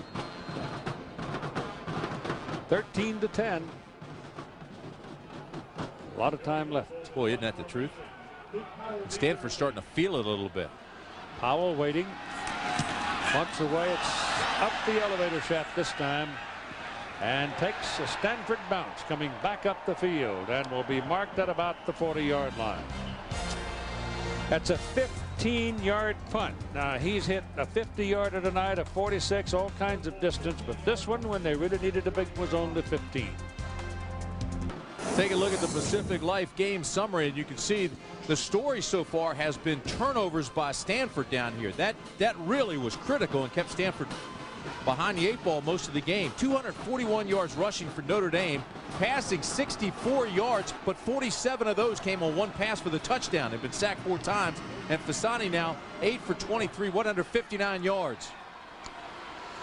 They get the ball back. It's first down at the 41-yard line with 5 minutes and 17 seconds to play in the game, and they run it with Tolan, and he's got daylight, and he's got a first down. He's on the Notre Dame side of the field at the 48-yard line, and you kind of get a drift from afar because we're a long way from the field in this particular stadium, but momentum may be putting on a red shirt. There is no question about it. Stanford players now walking around with a bounce in their step. Fasani gets them in and out of the huddle. You can tell that they've changed a little bit. And you better look for this guy right here. There's Johnson. He's been your guy, your hot ticket. Maybe wearing Notre Dame down a little bit, too. They haven't substituted all that much in the trenches. And there's been some tough thumping going on in there tonight like that. And again, it's just power football. And it's another first down for the Stanford Cardinal. So that big offensive line for the Cardinal now asserting itself, and they're moving things. They'll measure. Talking to the Notre Dame coaches, they say big plays have hurt them all year. They've been able to stop people, and then all of a sudden they'll give up a big play. But right now, Stanford, as you said, using that big offensive line, just chunks at a time, just taking this thing. It's not big plays. They're just wearing them down, moving them hard. Tyrone Willingham still wearing the hood as it gets a little cooler, and that's close, and it is a first down. So they've run twice, and successive first downs have come from it. It's a talented Stanford team. Remember, they beat Oregon back in October, defeated number 4 UCLA October 27th. That's when Stanford got the attention of the nation. Brian Allen has not played since the 3rd quarter, and Kerry Carter, the big back, is out for the season with an injury. They were down 42-28 to Oregon and going into the 4th quarter and won the ball game. They stay with the ground game that has been productive, and Tolan, who has been running hard, picks up 2 yards to get it down to about the 37-yard line. One of the remarkable comebacks of the season occurred at Eugene, Oregon. We were there when 42-28, all of a sudden, Stanford blocks an Oregon punt, cashes it in. They block another Oregon punt and cash it in. Then they get an interception. And then they had the onside kick. And so as a result, they wind up winning the ball game 49-42. Fasani is going to be chased. He's got a little room. He takes off to the sidelines, and they finally get him inside the 20. Take him down at the 18-yard line, and he's dragged down by number 34, Vontez Duff. Theo Johnson got a good block to get him out there, and Stanford now is pounding the ball down the field. Teo Johnson got a terrific block. His right, number 5. He sees the run, now turns and just cuts everybody off. And Fasani with that big knee brace, still picking up yardage, gutting things out. Irish getting caught here, but Stanford not able to get the ball off. They just stand there and wait for Notre Dame to get the defensive people in position. They to come up and pop that snap real quickly. They might have picked up some 3 yardage. Fasani falling down, hands the ball away to Tolan. One of the offensive linemen may have stepped back a little bit to effect his block, and as a result got tangled up with Fasani. So they were playing fastball there for a little bit. Now they'll slow it down at 3:18 to play in the game, and they're within Baselli's range here. Baselli has hit a 29-yarder for the first points of the night. And the last time we played here 2 years ago, he hit like a 22-yard field goal on the last play of the game to win 40-37. But he can't win it now.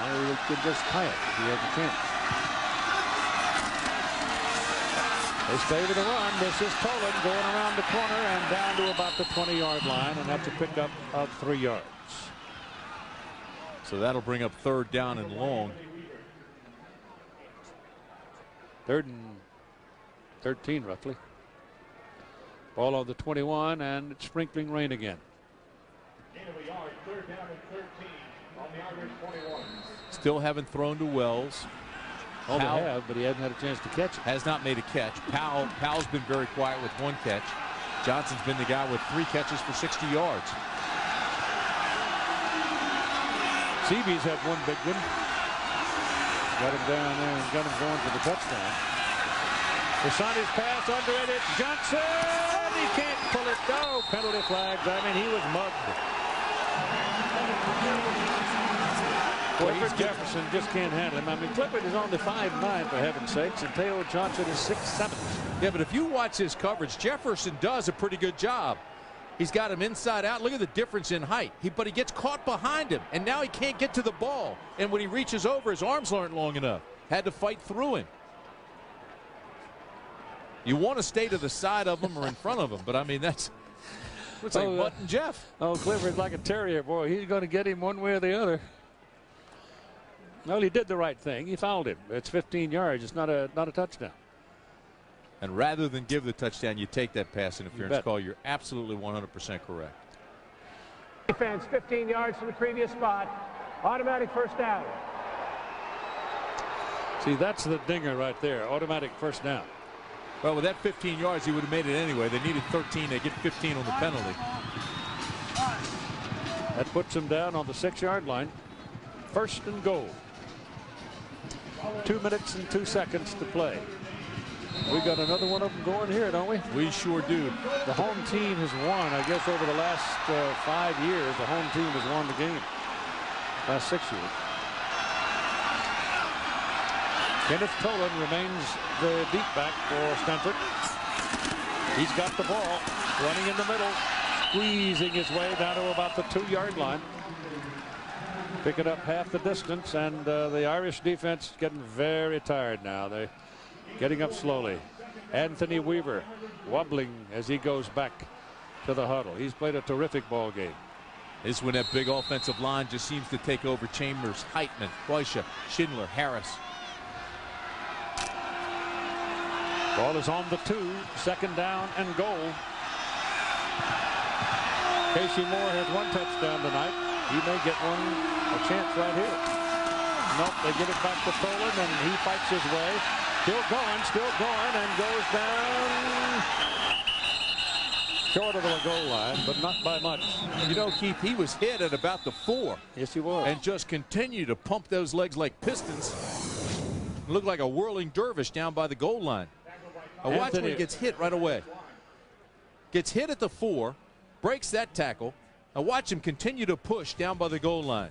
Great effort by Tolan. Anthony Weaver is exhausted.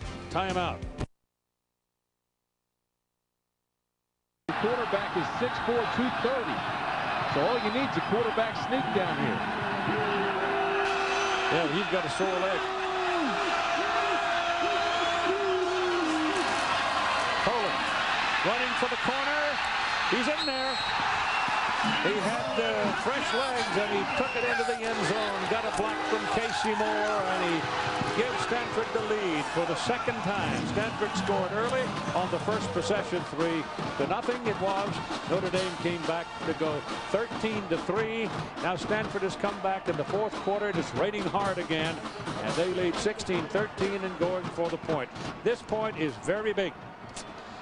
If he makes it, it's a 4-point lead.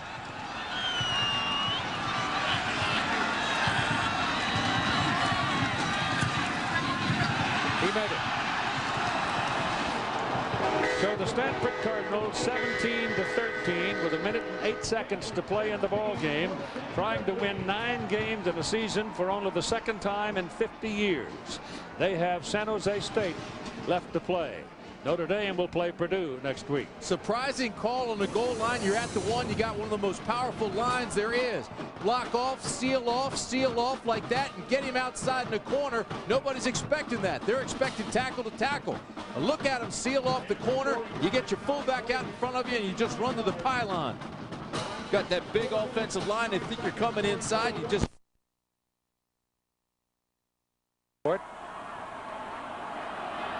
Duff, who's had some good return. He's the man they want to have the ball. And it's going right to him at the 5-yard line. Here comes Duff. Looking for a crack. Brings the ball back to the 28-yard line where Tank Williams makes the tackle. And let's check in for a moment with John Saunders. Keith, another 4th down, but as Terry Bowden points out, you'd rather let the defense have a chance to stop you than kick the field goal and run the score up. Derek Crudup 13 yards to Jason Geathers. It is a touchdown, so it's now a 65-7 lead, but that Rose may be a little bit early to pull out. Obviously, somebody from the stands threw that down. Leave it on the ground, I would think, Keith. Yeah, I would too, John. That's things are fractious these days. You don't know from Saturday to Saturday. And it is David Givens, the player who is injured on the field for the Irish. He's going to walk off. David Givens, a senior from Humble, Texas, has played a lot of good football during his days in South Bend or at Notre Dame. Sure has, and he came into this game injured. They didn't know if he'd play or not because of his groin and his hamstring.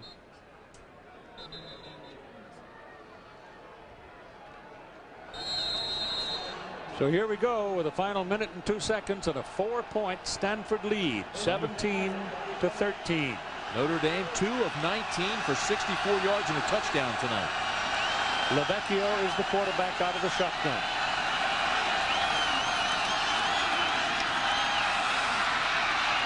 Throws it down the middle, and it is intercepted by Tank Williams. And that'll do it.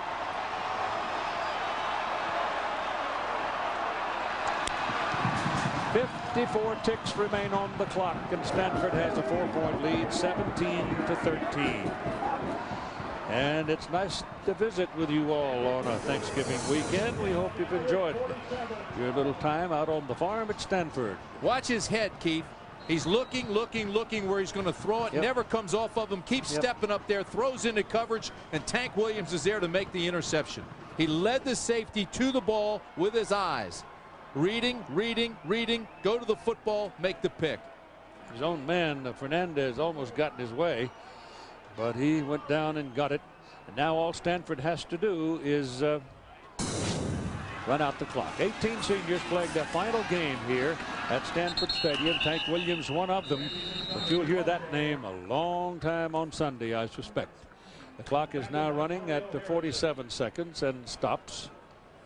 Well, these are just kids, and you know LeVecchio really feels the pain of that, but you can't win when you can't pass. Today's Chevrolet players of the game are Julius Jones of Notre Dame. Julius had a big first half, 14 carries, 106 yards, and got hurt. Kenneth Tolan for Stanford, 18 carries, 133 yards, and a touchdown. And there'll be a lot of folks holding the door for him tomorrow. But for number 7, Carlisle Holiday, it was a pretty good 3 quarters, actually, and then he just couldn't get things done in the 4th quarter. And they had to give way to the man considered the better passer, and LeVecchio, and he throws an interception. And so Bob Davie came to town at 4-5 with his Irish. They're going to leave town at 4-6. And their bowl hopes have gone a glimmering now. They've lost 9 straight night games, and they lost it very late. Less than 2 minutes to play when they scored the touchdown, and they go on to West Lafayette, Indiana next week to play the Purdue Boilermakers, who lost today to the Indiana Hoosiers. Lost 9 straight night games, and this could be the darkest hour. I'd quit playing in the nighttime. I'd be looking for noontime. Well, you know, things may happen. I don't know. It's not my business, and it's not my business to speculate. As Stanford is trying to run out the clock here and doing a pretty good job of it as Randy Fasani runs down and picks up a first down. Fasani now, he's had a good night. Returned, he's shaking the rust off. He'll play again surely next week against San Jose State, which will be the final game. And that is a game that Stanford better respect, too, because there have been times where the Spartans have jumped up and bit them. And they could do it again. He's such a tough kid, you know, and he gives them such great leadership. But what a tough loss for Notre Dame. I mean, they were in control of this ball game for most of the night. Yep. Well, they're not. You can't accumulate with the circumstance of college football today, the limits you have on this and that and what have you. You just simply can't accumulate the talent pool that you used to be able to do. And as a result of it, your ranks are thin, and you get a few dings and knocks and people hurt in places, and things happen, and the first thing you know, you're running out of people. I remember one time Michigan came to the Rose Bowl. They had 71 people. Ty Willingham telling us you don't want to wish bad on anybody, but he says they still have a shot at this Pac-10 title, so they want to keep winning and see what shakes out here. Sure. Of course, the Civil War next week with Oregon State and Oregon. Yeah, that'll be that'll be a war. Woo. Y'all duck on the shrapnel. It'll be flying all over the place. Oh, yeah. One. And Oregon State's starting to play. Well, you saw what they did to the Washington Huskies. They hammered them, and then Huskies stole the Cougars actually helped Washington a lot in losing that ball game, and then the Huskies go down to Miami tonight and just got pounded. You know, Frank Beamer's Virginia Tech club is banged up too, but I'll guarantee you he'll have them ready for Miami and Blacksburg next week. He might need some Marines to help him. I think you're right. Wow, what a game down there in the Orange Bowl tonight. Clock is going to run away here. It's 20 seconds, and this ball game is going to go into the history books as Stanford wins again at home against the Fighting Irish of Notre Dame. The record was 10-5 coming in. It is now 10-6 overall, and the final seconds are ticking away. It is the final score of Stanford 17 and Notre Dame 13. ABC Sports Online, ESPN.com, keyword ABC Sports. Join ABC Sports Monday night as the Tampa Bay Buccaneers take on the St. Louis Rams. This is a presentation of ABC Sports, continuing the tradition of excellence.